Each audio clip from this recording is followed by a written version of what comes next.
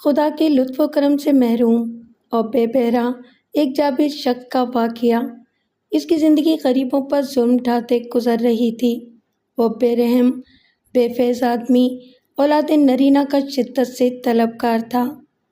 مال و دولت، اولاد، عزت اور ہدایت، خدا جسے چاہتا ہے اسے سرفراز کرتا ہے، مگر وہ فرعون اپنی طلب اور خواہش کے خلاف کسی نصیحت کو اہمیت نہیں دیتا تھا۔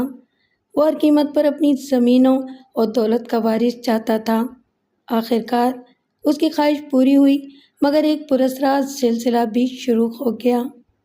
السلام علیکم لسنرز، آئیے ملک صفدر خیاط کی ایک نئی تفتیشی کہانی سنتے ہیں جس کا عنوان ہے لاولد اور جس کے لکھاری ہیں عبدالقیوم شاد۔ تو آئیے کہانی کا آغاز کرتے ہیں۔ صدیوں کی ایک صبح ایک گمشدگی کی رپورٹ تھانے میں درج کرائی گئی۔ ایک زمیندار کا نوجوان لڑکا گزشتہ رات گھر سے نکلا تھا مگر پھر واپس نہیں لوٹا۔ جس گاؤں کا وہ رہنے والا تھا وہ دریائے چناب کے مغرب میں واقع تھا۔ رپورٹ درج کرانے والے ٹانگے پر آئے تھے۔ میں نے ایک ASI اور 2 سپاہی ان کے ہمراہ بغیر سے تفتیش بھجوا دیے۔ تینوں ایک رات گاؤں میں گزارنے کے بعد شام کے وقت واپس آ گئے۔ ASI نے اپنی تفتیش کی جو رپورٹ دی وہ خاصی دلچسپ تھی۔ جو نوجوان گم ہوا تھا اس کا نام محمد نواز تھا اور وہ موزہ احمد نگر کے معروف زمیندار چودھری نواب الدین کا بیٹا تھا۔ نواز کے دوستوں اور عزیزوں سے جو معلومات حاصل ہوئی تھیں ان کی تفصیل میں اپنے الفاظ میں پیش کرتا ہوں۔ محمد نواز 20-21 سال کا ایک خوش شکل اور صحت مند نوجوان تھا۔ چند روز پہلے وہ شام کے وقت اپنے کھیتوں سے غوطہ ہوا گاؤں کی طرف آ رہا تھا کہ اسے بین کی مدھم آواز سنائی دی۔ آواز سن کر اس نے تعجب سے ادھر ادھر دیکھا۔ اس نے اندازہ لگایا کہ آواز مکئی کے کھیت کے اندر سے آ رہی تھی۔ ان دنوں مکئی کی فصل پک کر تیار تھی اور اس کے پودے قد سے بھی بلند تھے۔ نواز مکئی کے کھیت کے قریب چلا گیا۔ لمحے بھر کے بعد بین کی آواز آنا بند ہو گئی اور کھیت کے اندر سے سراخٹ سنائی دی۔ نواز نے سوچا کہ شاید کوئی سپیرا کسی سانپ کی تلاش میں کھیت کے اندر گھسا ہوا تھا۔ پتوں کی سرسراہٹ کے ساتھ پودوں کا اوپر والا حصہ ہلتا ہوا بھی نظر آ رہا تھا۔ نواز اس حصے کی طرف بڑھا جس حصے کی طرف پودے حرکت کر رہے تھے۔ چند لمحوں کے بعد نواز کو کھیت کے اندر پیلے کپڑوں کی جھلک دکھائی دی اور ساتھ ہی پازیب کی مدھم سی جھنکار بھی سنائی دی۔ واضح طور پر وہ کوئی عورت تھی۔ لمحے بھر کے بعد وہ کھیت سے باہر آ گئی اور نواز کو دیکھ کر چونک گئی۔ ہائے وے ربا، اس نے سینے پر ہاتھ رکھتے ہوئے کہا، تم نے تو مجھے ڈرا ہی دیا تھا۔ نواز نے دیکھا اس نے پیلے رنگ کا عمدہ ریشمی جوڑا پہن رکھا تھا اور وہ 21-22 سال کی حسین لڑکی تھی۔ اس کا رنگ گورا اور جسم گداز تھا۔ اس نے سیاہ رنگ کا دوپٹہ اوڑھ رکھا تھا جس پر سفید اور پیلے رنگ کے موتی ٹکے ہوئے تھے۔ اس کے چمکدار سیاہ بال کھلے ہوئے تھے اور کندھے کے اوپر سے آگے آ کر سینے پر پھیلے ہوئے تھے۔ اس کی آنکھیں موٹی اور گہری سیاہ تھیں۔ وہ پیروں سے ننگی تھی لیکن اس کے پیر بالکل صاف تھے۔ ان پر مٹی یا میل کا کوئی نشان نظر نہیں آتا تھا۔ نواز کے بیان کے مطابق وہ دیہاتی عورت نہیں لگتی تھی۔ وہ جانے لگی تو نواز نے اسے آواز دے کر روکا اور پوچھا، کون ہو تم؟ وہ ہنس کر بولی، تمہیں نظر نہیں آتا؟ میں لڑکی ہوں۔ نواز پہلی ہی نظر میں اس پر قربان ہو چکا تھا۔ اس نے پوچھا، نام کیا ہے تمہارا؟ شاداں، لڑکی نے جواب دیا۔ گھر کہاں ہے تمہارا؟ ادھر۔ شاداں نے سر جھٹک کر ایک طرف اشارہ کیا۔ وہ پلے پار۔ پر تم کیوں پوچھ رہے ہو؟ بس ایسے ہی۔ نواز گہری نظروں سے لڑکی کا جائزہ لیتے ہوئے بولا، تم نے جوڑا بہت خوبصورت پہنا ہوا ہے۔ اس زمانے میں خصوصاً دیہاتوں میں کسی لڑکی سے اتنی بے باکی سے بات کرنا معیوب سمجھا جاتا تھا۔ تاہم شاداں کی بے ساختہ ہنسی اور بے تکلف طرز تکلم سے नवाज़ की हौसला अफजाई हो रही थी। फिर वो पहली ही नज़र में शादा को पसंद भी करने लगा था, इसलिए बात लंबी करने की कोशिश कर रहा था। जोड़ा खूबसूरत है तो तुमको क्या? शादा ने कहा, कोई चोरी का तो नहीं है? ले, मैंने कब कहा है कि चोरी का है? तुम इधर खेतों में क्या करने आई थी? सारी बातें बताने वाली नहीं होती, शादा ने जवाब दिया। वो भी नवाज़ की बातों में दिलचस्पी ले रही थी। तभी नवाज़ को याद आया कि वो बीन की आवाज़ सुनकर इस तरफ आया था। उसने कहा, मैंने इधर से बीन की आवाज़ सुनी थी। तो फिर मैं क्या करूं? मेरा मतलब है कि तुमने बीन की आवाज़ नहीं सुनी? सुनी थी, शादा ने जवाब दिया। फिर कदे तवक्कुफ़ के बाद बोली, मैं बीन की आवाज़ सुनकर ही इधर आई थी। मुझे बीन की आवाज़ बहुत अच्छी लगती है। क्यों? नवाज़ को उसकी बात अजीब सी लगी थी। तुम्हारा मतलब है कि तुम बीन की आवाज़ सुनकर घर से भाग आई थी? क्यों बताऊं? शादा ने इठलाकर कहा, मैं घर से भाग कर आऊँ या जंगल से, तुम्हें क्या? तुम तो बड़ी पढ़ाकू लड़की मालूम होती हो। कितनी जमातें पढ़ी हुई हो? हम लोग जमातें नहीं पढ़ते, मुल्ला जी से सिपारा और किताबें पढ़ते हैं। तुमको मेरी इतनी फ़िक्र क्यों हो रही है? बातों के दौरान नवाज़ एहतियातन इधर उधर भी देख लेता था कि कोई शख्स इधर आना चाहे। ताहम दूर दूर तक कोई इंसान नज़र नहीं आ रहा था और शाम का धुंधल का रफ्ता रफ्ता गहरा हो रहा था। शादा बड़े इत्मीनान से घास पर खड़ी नवाज़ की बातों का जवाब दे रही थी। इसे बढ़ती हुई तारीकी से कोई तशवीश नहीं हो रही थी, न ही इसे घर जाने की कोई जल्दी थी। ये तो मुझे भी नहीं पता कि मुझको तुम्हारी इतनी फ़िक्र क्यों हो रही है, नवाज़ ने कहा। इसे बीन की आवाज़ के बारे में तशवीश होने लगी थी। पता नहीं बीन बजाने वाला कौन था और कहाँ चला गया था, और वो लड़की बीन की आवाज़ सुनकर क्यों वहाँ चली आई थी। तुमने सपेरे को देखा था? कौन से सपेरे को? वही जो बीन बजा रहा था। पता नहीं, एक आदमी उधर जाता नज़र तो आया था, शायद वही सपेरा होगा। एक बात कहूँ, नाराज़ तो नहीं होगी? ले, मुझे क्या पड़ी नाराज़ होने की? नवाज़ ने हिम्मत करके कहा, तुम बड़ी खूबसूरत हो, मुझे अच्छी लगने लगी हो। फिर मैं क्या करूं? ये सारी ज़मीनें हमारी हैं, नवाज़ ने हाथ से इशारा किया। कल मिलने आओगी? क्यों? तुम मुझे ज़मीनों में से हिस्सा देना चाहते हो? हिस्सा भी दे दूंगा। अगर तुम मेरी हो जाओ तो ज़मीनें तुम्हारी हो जाएंगी। तुम्हारा बाप तुम्हें उल्टा लटका देगा। मैं तुम्हारी खातिर बाप को भी छोड़ दूंगा। शादा खिलखिलाकर हंस पड़ी। बाप को छोड़ दोगे तो मेरे जैसे हो जाओगे, ज़मीनें हाथ से जाती रहेंगी। मैं तुम्हारी खातिर ज़मीनें भी छोड़ सकता हूँ। ले, अभी तो तुम मुझे ज़मीनें देने की बात कर रहे थे, ऐसे भूखे नंगे तो और भी बहुत हैं। मैं 10 जमातें पढ़ा हुआ हूँ, किसी अच्छी जगह नौकरी कर लूँगा। कैसी अजीब बातें कर रहे हो? खड़ी तो घड़ी के अंदर तुमने मुझे अपना भी बना लिया, ज़मीनें भी छोड़ दी और नौकरी भी कर ली। मुझे देर हो रही है। हाय वे रब्बा, कितना अंधेरा हो गया है। बाबा तो मेरी टांगें तोड़ देगा। मैं तुम्हें छोड़ आऊँगा, फ़िक्र नहीं करो। नवाज़ इसके खूबसूरत पैरों को घूरते हुए बोला। तुम्हारी जूती कहाँ है? होगी कहीं, मुझे नंगे पैर चलना अच्छा लगता है, शादा ने कहा और एक तरफ चलना शुरू हो गई। नवाज़ ने भी उसके साथ चलना शुरू कर दिया और ये बेसाख्ता हरकत थी, जैसे लोहा मकनातीस की तरफ खिंचा चला जाता है। शादा रुकते हुए बोली, तुम कहाँ जा रहे हो? तुम्हारा पिंड तो उस तरफ है। मैं तुम्हें थोड़ा आगे तक छोड़ आता हूँ, इस अंधेरे में तुम्हारा अकेले जाना ठीक नहीं है, नवाज़ ने कहा। ले, ठीक नहीं, मैं तो आधी रात को भी बीन की आवाज़ सुनकर इधर आ जाती हूँ। तुम जाओ, अपना काम करो। अच्छा, तुम आधी रात को भी आ जाती हो? तो फिर कल भी आ जाना, मैं इधर ही तुम्हारा इंतज़ार करूँगा। अगर बीन की आवाज़ आई तो आ जाऊँगी। ये तो बड़ी अजीब बात है, रात को इधर कौन बीन बजाएगा? ज़मीन के कीड़े रात को ज़्यादा निकलते हैं, इसलिए सांप पकड़ने वाले जोगी भी रात को ही बीन बजाते हैं। नवाज़ ने महसूस किया कि शादा आने पर राज़ी थी, बीन का यूं ही बहाना कर रही थी।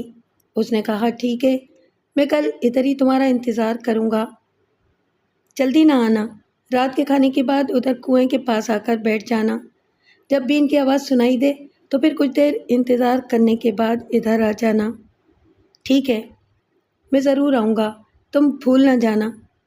نہیں بھولتی، شادہ نے بے پرواہی سے کہا، میرا ایک کام تو کر دے۔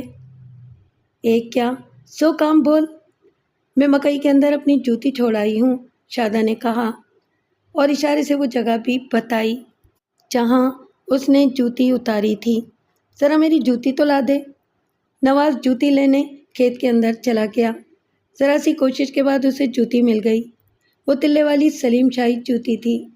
وہ جوتی لے کر باہر آیا تو شادہ کہیں نظر نہیں آئی۔ اس نے ادھر ادھر کھیتوں میں دیکھا اور آوازیں بھی دیں، مگر شادہ ایسے غائب ہو گئی تھی جیسے دھواں ہوا میں تحلیل ہو جاتا ہے۔ نواز نے جوتی کو رومال میں لپیٹ لیا اور گاؤں پہنچ کر پہلے اپنے لنگوٹیے یار صادق کے پاس گیا اور اسے شادہ کے بارے میں تفصیل سے بتایا۔ اس روز وہ ساری رات شادہ کے خواب دیکھتا رہا اور اگلے روز رات کے کھانے کے بعد اس کنویں کے پاس جا بیٹھا جس کی شادہ نے نشاندہی کی تھی۔ اس زمانے میں دیہاتوں کے لوگ جلدی سونے کے عادی تھے اور سردیوں میں ویسے بھی دن چھوٹے ہوتے ہیں۔ اس وقت کھیتوں میں ہوکا عالم طاری تھا اور نواز کمبل اوڑھے بین کی آواز پر کان لگائے بیٹھا تھا۔ تقریباً 7:30 بجے رات کے سناٹے میں بین کی آواز سنائی دی۔ نواز کو اس بات سے کوئی غرض نہیں تھی کہ اس وقت کون بین بجا رہا تھا اور کیوں بجا رہا تھا۔ اس کے لیے بین کی آواز محبوبہ کی آمد کا اعلان تھا۔ اس نے 10-12 منٹ انتظار کیا، پھر اٹھ کر مکئی کے کھیت کی طرف چل پڑا۔ حقیقت میں اسے شادہ کے ملنے کی امید نہیں تھی کیونکہ اتنی رات گئے کسی لڑکی کا گھر سے نکلنا امر محال تھا، لیکن جب اس نے مکئی کے کھیت کے کنارے پر شادہ کو بیٹھے دیکھا تو اس کی خوشی کا کوئی ٹھکانہ نہ رہا۔ اس نے سرخ رنگ کی لوئی اوڑھ رکھی تھی اور گزشتہ روز سے بھی زیادہ حسین لگ رہی تھی۔ کل تم کہاں چلی گئی تھی؟ نواز نے پوچھا اور اس کے قریب گھاس پر بیٹھ گیا۔ اسے نہ تو بین کی آواز یاد رہی تھی اور نہ یہ خیال رہا تھا کہ رات کے وقت گھاس پر بیٹھنا ٹھیک نہیں تھا، کیونکہ ایسی جگہوں پر رات کے وقت سانپ اور دیگر زہریلے کیڑے نکل آتے ہیں۔ اپنے گھر؟ شادہ نے اس کے سوال کے جواب میں کہا، تم نے دیر جو لگا دی تھی۔ دیر؟ میں تو 2 منٹ میں تمہاری جوتی لے کر آ گیا تھا، تم کہیں نظر ہی نہیں آئی۔ تمہیں ننگے پیر جاتے ہوئے ڈر نہیں لگا؟ میں تو آج بھی ننگے پیر آئی ہوں، شادہ نے اپنے گورے گورے پیر دکھائے۔ یہ دیکھو، اگر تمہیں کسی سانپ نے کاٹ لیا تو؟ مجھ کو سانپ نہیں کاٹ سکتا۔ یہ لو، اپنی جوتی پہن لو۔ نواز نے کپڑے میں لپٹی ہوئی جوتی نکال کر اس کو دی۔ اگر تمہیں سانپ نے کاٹ لیا تو میں پاگل ہو جاؤں گا۔ شادہ کھلکھلا کر بولی، پاگل تو تم اب بھی ہو۔ وہ کیسے؟ اتنی رات کو کون عقل مند کھیتوں میں گھستا ہے؟ تم بھی تو اتنی رات کو یہاں آئی ہو۔ میں تو ہوئی جنگلوں کی باسی۔ لگتا نہیں، نواز نے کہا، تاہم وہ لڑکی اسے عجیب اور پراسرار سی لگ رہی تھی۔ تمہاری شکل و صورت جنگلیوں جیسی نہیں ہے، باتیں بھی تم پڑھے لکھے لوگوں جیسی کرتی ہو۔ شادہ نے پوچھا، کبھی سانپ دیکھا ہے تم نے؟ لو، 100 دفعہ دیکھا ہے، سانپ کا اس بات سے کیا تعلق؟ سانپ مٹی میں رہتا ہے، لیکن کبھی تم نے اس کے جسم پر میل دیکھی؟ مٹی میں رہنے کے باوجود کیسا صاف ستھرا اور خوبصورت نظر آتا ہے۔ نواز نے الجھی ہوئی نظروں سے اس کی طرف دیکھا اور بولا، کبھی کبھی تم عجیب باتیں کرنے لگتی ہو، بھلا سانپ کا آدمی سے کیا جوڑ؟ میں جنگل کے باسیوں کی بات کر رہی ہوں۔ سانپ بھی تو جنگل کا باسی ہے اور میں بھی جنگل کی باسی ہوں۔ یہ مٹی ان لوگوں کی شکل بگاڑتی ہے جو مٹی سے دور رہتے ہیں، جو مٹی میں پلتے ہیں۔ ان کو مٹی میلا نہیں کرتی۔ میں نہیں مانتا، مٹی میں پلنے والے انسان کے رنگ اتنے صاف ستھرے نہیں ہوتے۔ خیر چھوڑو ان باتوں کو، ہمیں دوسروں سے کیا لینا؟ نواز نے اس کا ہاتھ پکڑنے کی کوشش کی لیکن وہ اچھل کر پرے ہو گئی۔ مجھے ہاتھ مت لگانا، اس نے کہا، ورنہ میں واپس چلی جاؤں گی۔ اچھا بھائی، نہیں لگاتا ہاتھ، نواز کھسیانا ہو گیا۔ میں تو صرف یہ دیکھ رہا تھا کہ تمہارے ہاتھوں میں مہندی لگی ہوئی ہے یا نہیں۔ اسی لمحے دریا کی طرف سے بین کی آواز سنائی دی۔ شاداں یہ آواز سنتے ہی کھڑی ہو گئی، بولی، میں چلتی ہوں، بہت دیر ہو گئی ہے۔ تبھی نواز نے دیکھا کہ اس نے گہرے رنگ کا لاچا پہنا ہوا تھا۔ اگرچہ اندھیرے میں رنگ پہچاننا مشکل تھا، تاہم نواز نے اندازہ لگایا کہ لاچے کا رنگ کالا تھا۔ ابھی تو تمہارے ساتھ کوئی بات ہی نہیں ہوئی، اس نے کہا، گھڑی دو گھڑی اور بیٹھو۔ بس بہت باتیں کر لی ہیں، دیر بھی بہت ہو گئی ہے، تمہارے باپ کو پتہ چل گیا تو وہ تمہیں دوبارہ ادھر نہیں آنے دے گا۔ نواز بھی کھڑا ہو گیا اور بولا، تم میرے باپ کے بارے میں کیا جانتی ہو؟ یہ ساری زمینیں تمہاری ہیں تو تمہارا باپ بہت بڑا چودھری ہوگا، اور میں نے سنا ہے کہ چودھریوں کی گردن بڑی سخت ہوتی ہے، ہر وقت اکڑی رہتی ہے۔ تم فکر نہیں کرو، میرے باپ کو نہیں پتہ چلے گا، باقی باتیں پھر کبھی صحیح۔ ایک کام کرو گے؟ کام تو میں کر دوں گا، مگر ایسا نہ ہو کہ کل کی طرح تم پھر غائب ہو جاؤ۔ کیا کام ہے؟ تمہاری بیٹھک میں انگیٹھی کے اوپر کتنی تصویریں رکھی ہیں؟ نواز نے حیرانی سے پوچھا۔ تمہیں کیسے پتہ چلا؟ کیا ہماری بیٹھک میں انگیٹھی ہے اور اس کے اوپر تصویریں بھی ہیں؟ چودھریوں کے گھروں میں ایسی چیزیں ضرور ہوتی ہیں نا؟ ہوتی تو ہیں۔ ہماری انگیٹھی پر 3 تصویریں رکھی ہیں، ایک میرے دادا کی، ایک ابا کی اور ایک ہم بھائیوں کی تصویر ہے۔ شادہ نے ایک تصویر نکال کر نواز کی طرف بڑھائی، بولی، یہ تصویر درمیان والے فریم میں پھنسا دینا۔ نواز نے وہ تصویر لے کر اس پر نظر ڈالی۔ وہ درمیانے سائز کی بلیک اینڈ وائٹ تصویر معلوم ہوتی تھی۔ نواز نے رات کی تاریکی میں نظر جما کر اس تصویر کو دیکھنے کی کوشش کی، مگر واضح طور پر کچھ نظر نہیں آیا۔ کچھ عجیب سی تصویر ہے، اس نے کہا، یہی نہیں پتہ چلتا کہ سیدھی کدھر سے ہے اور الٹی کدھر سے ہے۔ تم اس تصویر کو ہماری بیٹھک میں کیوں رکھوانا چاہتی ہو؟ اسے تصویر نہیں، تعویذ سمجھو، اسے تمہارے گھر کی بلائیں ٹل جائیں گی۔ اسے چپ چاپ درمیان والی تصویر میں رکھ دینا، کسی کو پتہ نہ چلے کہ تم نے رکھی ہے۔ رکھ دو گے نا؟ تم کہتی ہو تو رکھ دوں گا، میرا کیا جاتا ہے۔ دریا کی طرف سے بین کی آواز مسلسل سنائی دے رہی تھی۔ اب میں جاتی ہوں، شادہ نے کہا، ذرا ٹھہرو تو، پھر کب ملاقات ہوگی؟ جب بین کی آواز سنائی دے گی۔ اوہ، بین کی آواز تو اب بھی سنائی دے رہی ہے۔ اب تم جاؤ، میرے پیچھے نہ آنا، ورنہ دوبارہ ملاقات نہیں ہوگی۔ شادہ نے اپنی تلے والی جوتی پہنی اور کھیتوں کے بیچوں بیچ ایک طرف ہو لی۔ اس کی چال میں ذرا بھی خوف نہیں تھا۔ جب تک اس کا عیبلہ نظر آتا رہا، نواز دل تھامے اپنی جگہ پر کھڑا اس کی طرف دیکھتا رہا۔ جب اسے تاریکی نے نگل لیا تو وہ بوجھل قدموں سے واپس چل دیا۔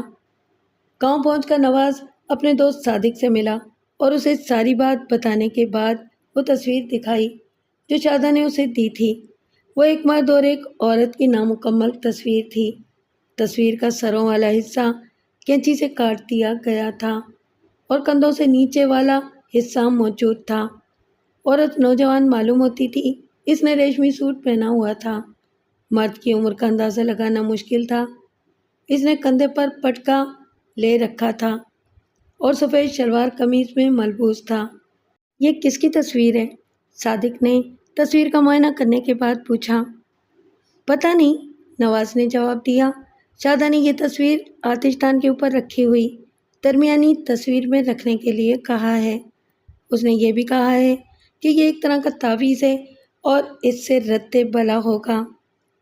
یار، میرا خیال ہے کہ وہ عورت خود کوئی بلا ہے، صادق نے سنجیدگی سے کہا۔ اگر وہ بین کی آواز پر بھاگی چلی آتی ہے تو ضرور کوئی ناگن ہوگی۔ تم نے سنا ہوگا کہ 100 سال کے بعد سانپ انسانی شکل اختیار کر سکتا ہے۔ میری مانو تو اس تصویر کو پھینک دو اور دوبارہ کھیتوں کا رخ نہ کرنا۔ لیکن نواز نے اس کی بات نہیں مانی اور گھر جا کر وہ تصویر آتش دان کی درمیانی تصویر کے فریم میں رکھ دی۔ اس کا خیال تھا کہ وہ محض ایک بے ضرر سی تصویر تھی جو شادہ کو راستے میں پڑی ہوئی مل گئی تھی۔ اگلے روز نواز کے باپ چودھری نواب الدین کی نظر اس تصویر پر پڑ گئی۔ اس نے تصویر اتاری اور دیر تک اسے گھورتا رہا۔ واضح طور پر وہ تصویر دیکھ کر پریشان ہو گیا تھا۔ اس نے نوکروں سمیت حویلی کے ایک فرد سے پوچھا کہ وہ تصویر کس نے وہاں رکھی تھی، مگر سب کا جواب نفی میں تھا۔ اس نے ان افراد کو تصویر کی فقط ایک جھلک دکھائی تھی، کسی کو پوری تصویر نہیں دکھائی تھی، اور نہ ہی یہ بتایا تھا کہ وہ اس تصویر کو دیکھ کر اتنا پریشان کیوں ہو گیا تھا۔ اسے یہ بات معلوم نہیں تھی کہ اس کا بیٹا 2 راتوں سے کھیتوں میں کسی پراسرار عورت سے ملاقات کر رہا تھا اور وہ یہ تصویر لایا تھا، بلکہ یہ بات نواز کے دوست صادق کے علاوہ کسی کو بھی معلوم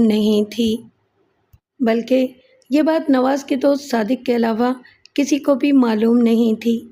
چودھرانی نے کہا، یہ کس کی تصویر ہے؟ ذرا دکھائیں تو۔ چودھری نے یہ کہتے ہوئے تصویر چولہے میں ڈال دی کہ کوئی بچہ کوڑے کے ڈھیر سے تصویر اٹھا لایا ہوگا۔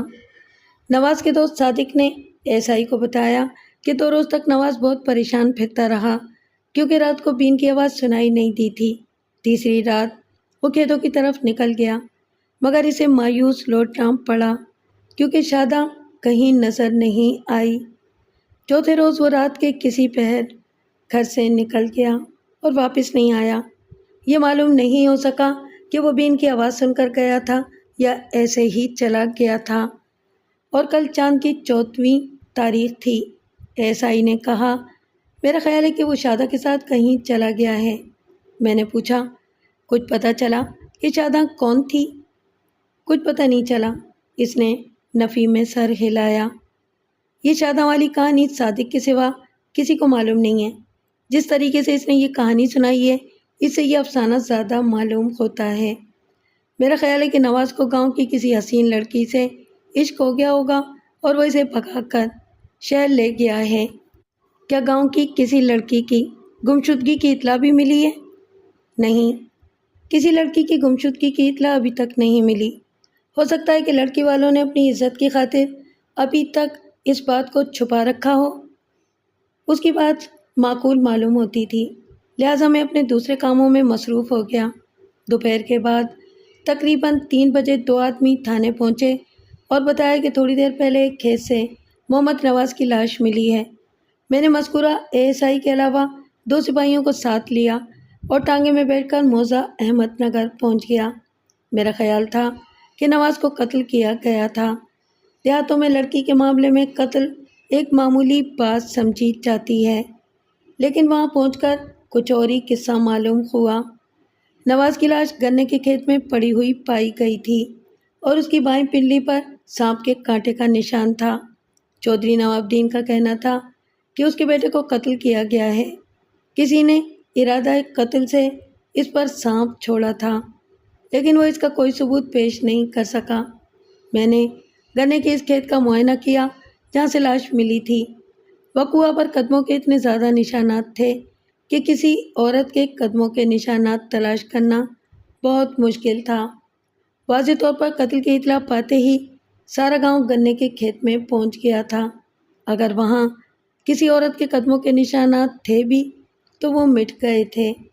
ایک اندازہ یہ تھا کہ نواز رات کے وقت شادہ کی تلاش میں ادھر گیا تھا اور کسی زہریلے سانپ پر اس کا پیر پڑ گیا تھا۔ نواز کے دوست صادق کا یہ کہنا تھا کہ نواز جس عورت سے ملتا تھا وہ دراصل ایک ناگن تھی اور انسانی روپ دھار کر بین کی آواز پر کھیتوں میں آتی تھی۔ اسی نے نواز کو ڈس لیا تھا، لیکن میں اس بات سے متفق نہیں تھا۔ بین کی آواز والی بات بھی مشکوک تھی۔ گاؤں کے کسی اور شخص نے بین کی آواز نہیں سنی تھی، نہ ہی ان دنوں کوئی خانہ بدوش گاؤں کے آس پاس مقیم تھے۔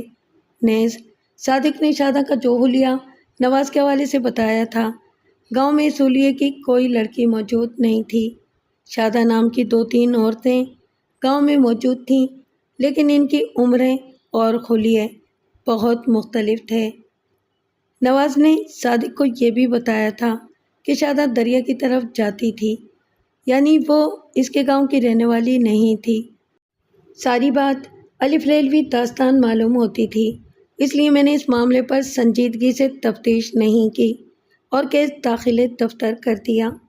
تقریباً 1 سال کے بعد چودھری نواب دین تھانے آیا اور بتایا کہ اس کے دوسرے بیٹے اسلم کی جان خطرے میں تھی۔ میں نے پوچھا، معاملہ کیا ہے؟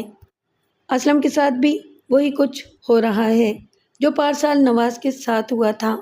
چند روز پہلے مجھے پتہ چلا کہ اسلم رات کے وقت چپ چاپ کھیتوں کی طرف نکل جاتا ہے۔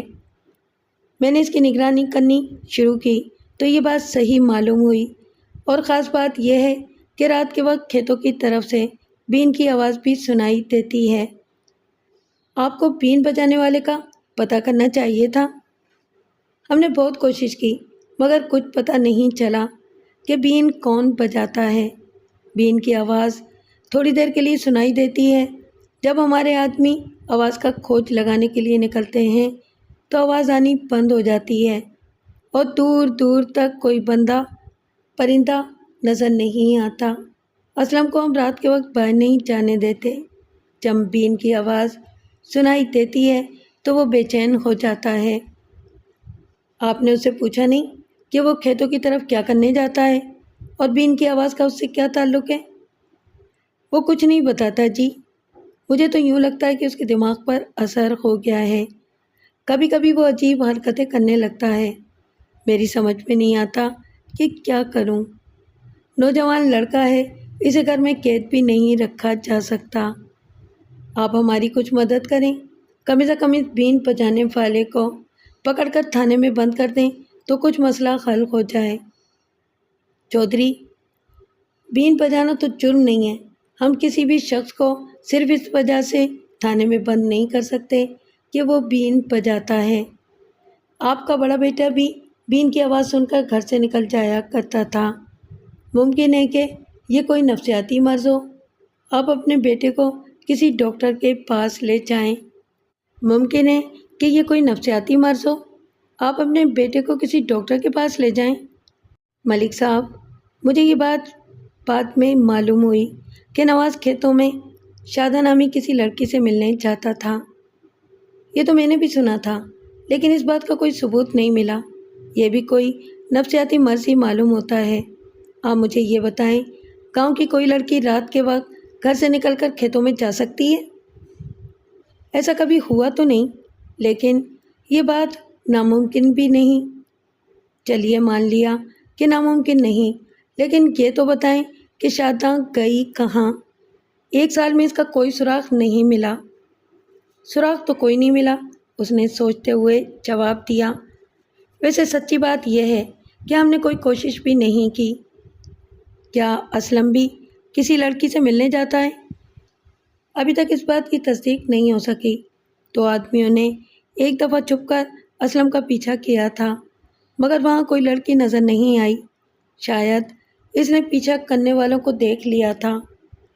آپ کو اس معاملے میں کس قسم کی مدد درکار ہے؟ آپ ہمارے ساتھ چلیں اور خود فیصلہ کریں کہ آپ کیا کر سکتے ہیں۔ اگر معاملہ نفسیاتی ثابت ہوا تو ہم لڑکے کو اسپتال میں داخل کرا دیں گے۔ میں نے اس کی مدد کرنے کا وعدہ کیا اور اگلے روز 2 آدمیوں کے ہمراہ موزہ احمد نگر پہنچ گیا۔ اس نے ہماری رہائش اور کھانے پینے کا بڑا اچھا انتظام کیا ہوا تھا۔ وہ غالباً نومبر کا مہینہ تھا اور خوب سردی پڑ رہی تھی۔ چودھری ہماری آمد کو خفیہ رکھنا چاہتا تھا، مگر ایک چھوٹے سے گاؤں میں ایسی بات کو چھپانا بہت مشکل ہوتا ہے۔ غالباً وہ اپنے بیٹے سے اس بات کو مخفی رکھنا چاہتا تھا۔ تاہم میرا خیال ہے کہ اس کو بھی ہمارے بارے میں پتہ چل گیا تھا۔ ہمیں حویلی سے ملحق ایک کشادہ مکان میں ٹھہرایا گیا تھا۔ یہ مکان گاؤں کے کنارے پر تھا۔ اس سے کچھ فاصلے پر پرائمری اسکول تھا اور اس سے پرے دور دور تک سرسبز کھیت پھیلے ہوئے تھے۔ دریا کا کنارہ وہاں سے 1 یا 1.5 میل فاصلے پر تھا۔ دریا کے کنارے پر پل کے قریب چند خشک پہاڑیاں بھی تھیں، جن کے بارے میں تازہ ترین اطلاع یہ ہے کہ ڈائیوک کارپوریشن نے ان پہاڑیوں کا بیشتر حصہ کاٹ کر موٹر وے پر استعمال کر ڈالا ہے۔ بہرحال اس زمانے میں یہ پہاڑیاں پوری کی پوری موجود تھیں۔ ہمارا پروگرام یہ تھا کہ ہم رات کے وقت بین بجانے والے سپیرے کا سراغ لگانے کی کوشش کریں گے اور اسلم کا پیچھا کر کے یہ پتہ چلائیں گے کہ وہ کہاں جاتا ہے میں نے چودھری نوابدین سے کہہ دیا تھا کہ وہ اسلم کی نگرانی ختم کر دے اور اسے باہر جانے سے نہ روکے۔ رات کے کھانے کے بعد چودھری نوابدین ہمارے پاس آ بیٹھا۔ سردی کی وجہ سے اس نے کمبل کی بکل مار رکھی تھی اور خاصا پریشان لگ رہا تھا۔ اس نے 2 ملازموں کو اسلم کی نگرانی پر لگا رکھا تھا۔ اگر اسلم بین کی آواز سن کر باہر جاتا تو ایک ملازم اسلم کے پیچھے لگ جاتا اور دوسرا فوراً ہمیں آ کر خبر کرتا۔ ملک صاحب، میں نے آپ کے کہنے پر اسلم کی نگرانی تو ختم کر دی ہے، مگر میں مطمئن نہیں ہوں۔ چودھری نے کہا، اسلم میرا آخری بیٹا ہے، اگر اس کو کچھ ہو گیا تو میں لاوارث ہو جاؤں گا۔ چودھری صاحب، اگر آپ چاہیں تو بے شک ابھی جا کر اپنے بیٹے کو کمرے میں بند کر دیں، ہمیں کوئی اعتراض نہیں ہوگا، ہم کل صبح واپس چلے جائیں گے۔ آپ تو ناراض ہونے والی باتیں کر رہے ہیں، میرا یہ مطلب نہیں ہے کہ آپ کوئی کارروائی نہ کریں۔ کارروائی کے لیے کوئی جواز بھی تو ہونا چاہیے۔ اگر ہم نے کسی بین بجانے والے کو پکڑ بھی لیا تو اس سے کچھ فائدہ نہیں ہوگا۔ ہو سکتا ہے کہ اس کا اصل معاملے سے کوئی تعلق ہی نہ ہو، وہ صرف سانپ پکڑنے والا ہو اور پکڑنے کے لیے رات کے وقت نکلتا ہو۔ اصل بات دیکھنے والی یہ ہے کہ آپ کا بیٹا بین کی آواز سن کر کہاں جاتا ہے اور کس سے ملتا ہے۔ اگر آپ اس کو گھر سے باہر نہیں نکلنے دیں گے تو ہم معاملے کی تہہ تک نہیں پہنچ سکیں گے۔ ٹھیک ہے جناب، جیسے آپ کی مرضی، لیکن سچی بات یہ ہے کہ مجھے بہت گھبراہٹ ہو رہی ہے۔ ایس آئی نے کہا، آپ کو اسلم کے دوستوں سے پوچھنا چاہیے تھا، ہو سکتا ہے کہ اس نے اپنے کسی خاص دوست کو اس راز کے بارے میں بتا دیا ہو۔ میں سب سے پوچھ چکا ہوں، کسی کو کچھ معلوم نہیں، اگر معلوم بھی ہے تو وہ رازداری برت رہا ہے۔ اس وقت سردی بہت تھی اور سب لوگ کمبل وغیرہ اوڑھ کر بیٹھے ہوئے تھے۔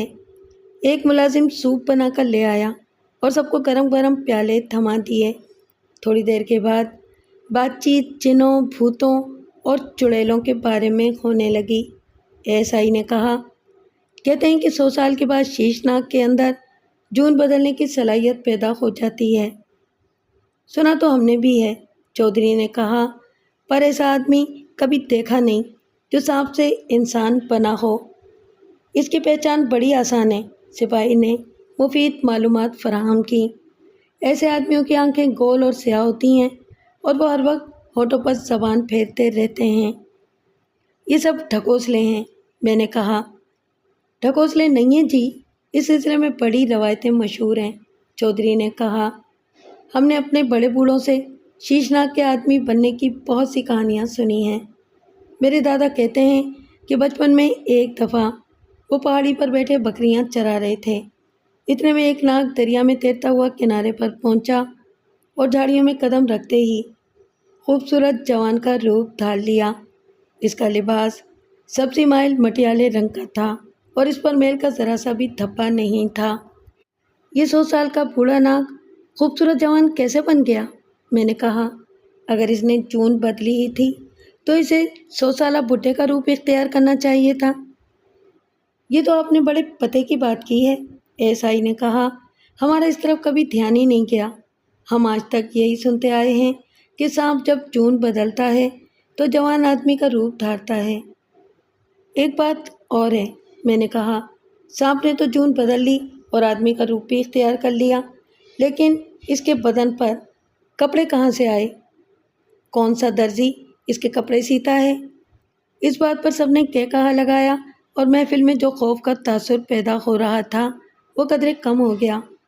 تھوڑی دیر کے بعد ہر شخص جمائیاں لینے لگا۔ سردیوں کا موسم تھا، اس لیے گرم گرم بستروں میں سب کی آنکھیں بند ہونے لگیں۔ بین کی آواز ابھی تک سنائی نہیں دی تھی۔ کچھ دیر کے بعد میری بھی آنکھ لگ گئی۔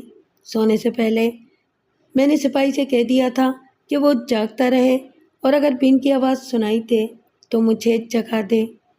تقریباً 2-2.5 گھنٹے کے بعد سپاہی نے میرا کندھا ہلایا، بولا، ملک صاحب، کھیتوں کی طرف سے بین کی آواز سنائی دے رہی ہے۔ میں اٹھ کر بیٹھ گیا۔ باہر سے بین کی مدھم آواز سنائی دے رہی تھی۔ سپاہی نے ایس آئی اور چودھری کو بھی جگا دیا۔ چودھری کے ملازم اور محافظ بھی جاگ گئے۔ میں نے گرم کپڑوں کے اوپر اوور کوٹ پہن لیا اور چودھری کو ساتھ چلنے کے لیے کہا۔ صرف میں؟ اس نے حیرانی سے کہا، یہ باقی لوگ ساتھ نہیں جائیں گے؟ چودھری صاحب، ہم شیر کا شکار کرنے نہیں جا رہے، میں نے اس سے کہا۔ اتنے سارے لوگ ہمارے ساتھ چل پڑے تو سپیرا دوری سے ڈر کر بھاگ جائے گا۔ تھوڑی دیر رک جائیں، اسلم کی کوئی خبر آ لینے دیں، ایسا نہ ہو کہ وہ کسی اور طرف نکل جائے اور ہم کسی اور طرف نکل جائیں۔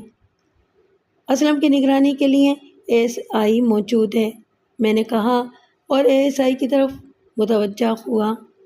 اگر اسلم کے باہر نکلنے کی اطلاع ملے تو تم فوراً اس کے تعاقب میں روانہ ہو جانا اور ملازم کو واپس بھیج دینا، لیکن بہت احتیاط سے پیچھا کرنا۔ اگر اسلم کو پتہ چل گیا تو سارا کھیل خراب ہو جائے گا۔ چودھری نے کہا، اس چھوکری کو کسی بھی طرح قابو کر لینا جس نے میرے بیٹے کو پاگل بنا رکھا ہے۔ چودھری نے پہلی دفعہ یقینی انداز میں چھوکری کا ذکر کیا تھا، ورنہ اس سے پہلے وہ کسی لڑکی کے وجود سے لا علمی کا اظہار کرتا رہا تھا۔ چند منٹ کے بعد میں چودھری کے ہمراہ باہر نکل گیا۔ اس وقت تک اسلم کی نگرانی کرنے والا ملازم ادھر نہیں آیا تھا۔ رات سرد اور سنسان تھی، آسمان پر پورا چاند نکلا ہوا تھا اور تحت نگاہ پھیلے ہوئے کھیت رات کے اس سناٹے میں خاصے پراسرار لگ رہے تھے۔ مشرق کی طرف سے کھیتوں کے اوپر لہریں پیدا کرتی ہوئی سرد ہوا چل رہی تھی اور اس پراسرار ماحول میں بین کی غمناک آواز ہوا کے دوش پر آتی سنائی دے رہی تھی۔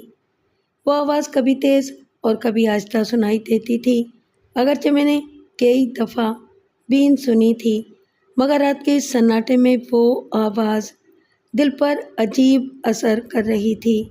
اس میں غم اور خوف کی کیفیت ملی ہوئی تھی۔ ہم پرائمری اسکول کی بائیں جانب سے گزر کر آواز کی سمت میں آگے بڑھنا شروع ہو گئے۔ میں نے اپنا سروس ریوالور ساتھ رکھ لیا تھا۔ ہمارے ارد گرد مکئی کے اور جوار وغیرہ کے کھیت لہلہا رہے تھے۔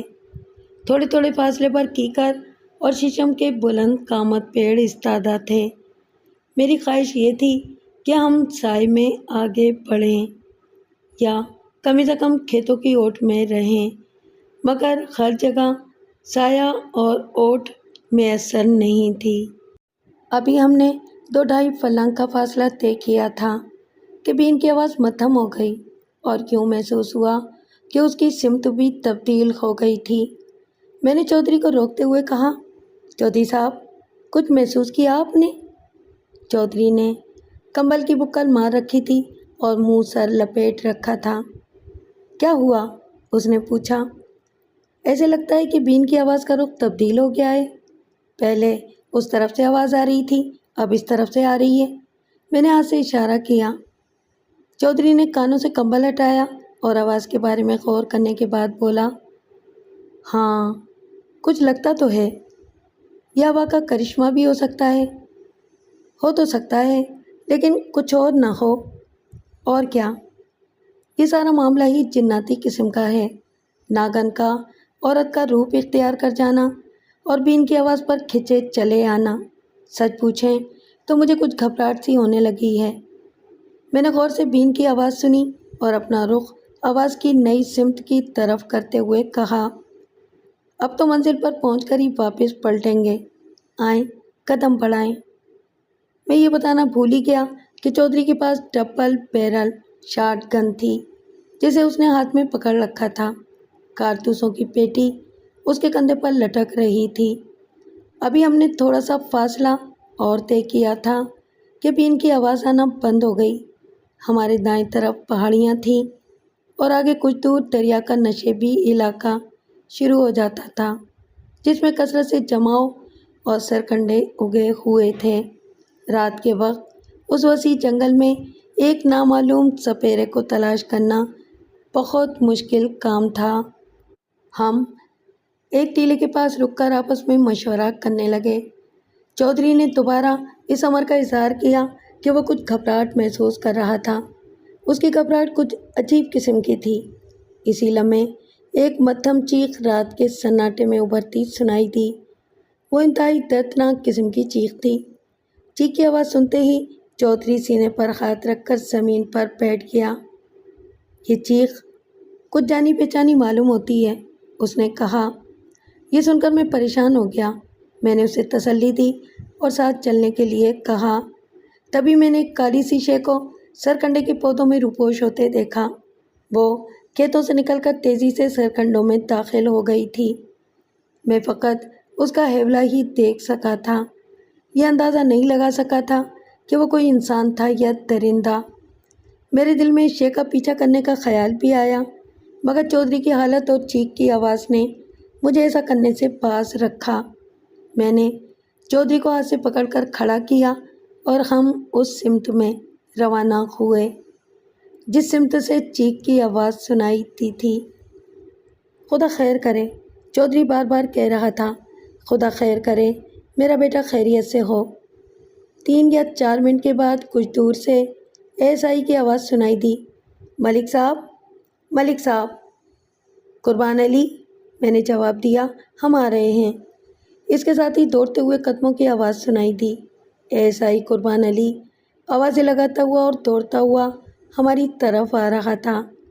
ملک صاحب، آپ نے کسی عورت کو ادھر جاتے تو نہیں دیکھا؟ اس نے ہانپتے ہوئے پوچھا۔ ایک سیاہ ہیولہ ادھر نظر تو آیا تھا، میں نے کہا۔ پتہ نہیں وہ کوئی عورت تھی یا کوئی اور شے تھی۔ یقیناً وہی تھی۔ اس نے سیاہ لوئی اوڑھ رکھی تھی۔ وہ میری نظروں کے سامنے جھلاوے کی طرح غائب ہو گئی۔ آئیں، اس کی گرفتاری بے حد ضروری ہے۔ میرے بیٹے کا کیا حال ہے؟ چودھری نے پوچھا۔ جلدی چلیں، ایسائی نے چودھری کے سوال کو نظر انداز کرتے ہوئے کہا۔ اگر وہ عورت ہاتھ سے نکل گئی تو بہت برا ہوگا۔ چودھری صاحب، آپ بھی چلیں۔ فکر نہیں کرو، میں نے کہا۔ آگے دریا ہے، وہ کہیں نہیں جا سکتی۔ ہم نے دریا کی طرف دوڑنا شروع کر دیا۔ چودھری کی عمر زیادہ تھی، اس لیے وہ ہمارا ساتھ نہیں دے سکتا تھا۔ میں نے ایسائی کو وہ جگہ بتائی جہاں میں نے عورت کو سرکنڈوں میں داخل ہوتے دیکھا تھا اور چند ہوائی فائر کر دیے۔ تم چودھری صاحب کے ساتھ اس طرف سے آگے بڑھو اور میں ذرا آگے سے گھیرا ڈالنے کی کوشش کرتا ہوں۔ چودھری نے سرکنڈوں کے اندر فائر کرنے کے لیے اپنی شاٹ گن سیدھی کی، لیکن میں نے اسے روکتے ہوئے کہا، نہ، یہ غلطی نہ کریں۔ اگر کوئی زخمی یا ہلاک ہو گیا تو آپ پر کیس بن جائے گا۔ میں آپ کو اس بات کی اجازت نہیں دے سکتا۔ چودھری نے میرے سمجھانے پر سیدھا فائر نہیں کیا، تاہم اپنا غصہ کم کرنے کے لیے 2 ہوائی فائر کر دیے۔ میں تھوڑا سا آگے چلا گیا اور سرکنڈوں کے درمیان دوڑتا ہوا دریا کی طرف بڑھا۔ ساتھ ہی میں چاروں طرف دیکھتا بھی جاتا تھا۔ جب میں کھلی جگہ پر پہنچا تو میں نے دیکھا کہ ایک چھوٹی سی ناؤ جس میں 2 آدمی بیٹھے ہوئے تھے دریا کے دوسرے کنارے کی طرف بڑھ رہی تھی۔ میں نے پرتعصب انداز میں ہاتھ ملے۔ مجھے یہ اندازہ نہیں تھا کہ دریا پر کشتی کا انتظام بھی تھا۔ کشتی دوسرے کنارے کے قریب پہنچ چکی تھی۔ اتنے میں ایسائی اور چودھری بھی دریا کے کنارے پر پہنچ گئے۔ اوہ، یہ تو ہاتھ سے نکل گئے، ایسائی نے کہا۔ ہم پل کے اوپر سے ان کے پیچھے جا سکتے ہیں، چودھری نے کہا۔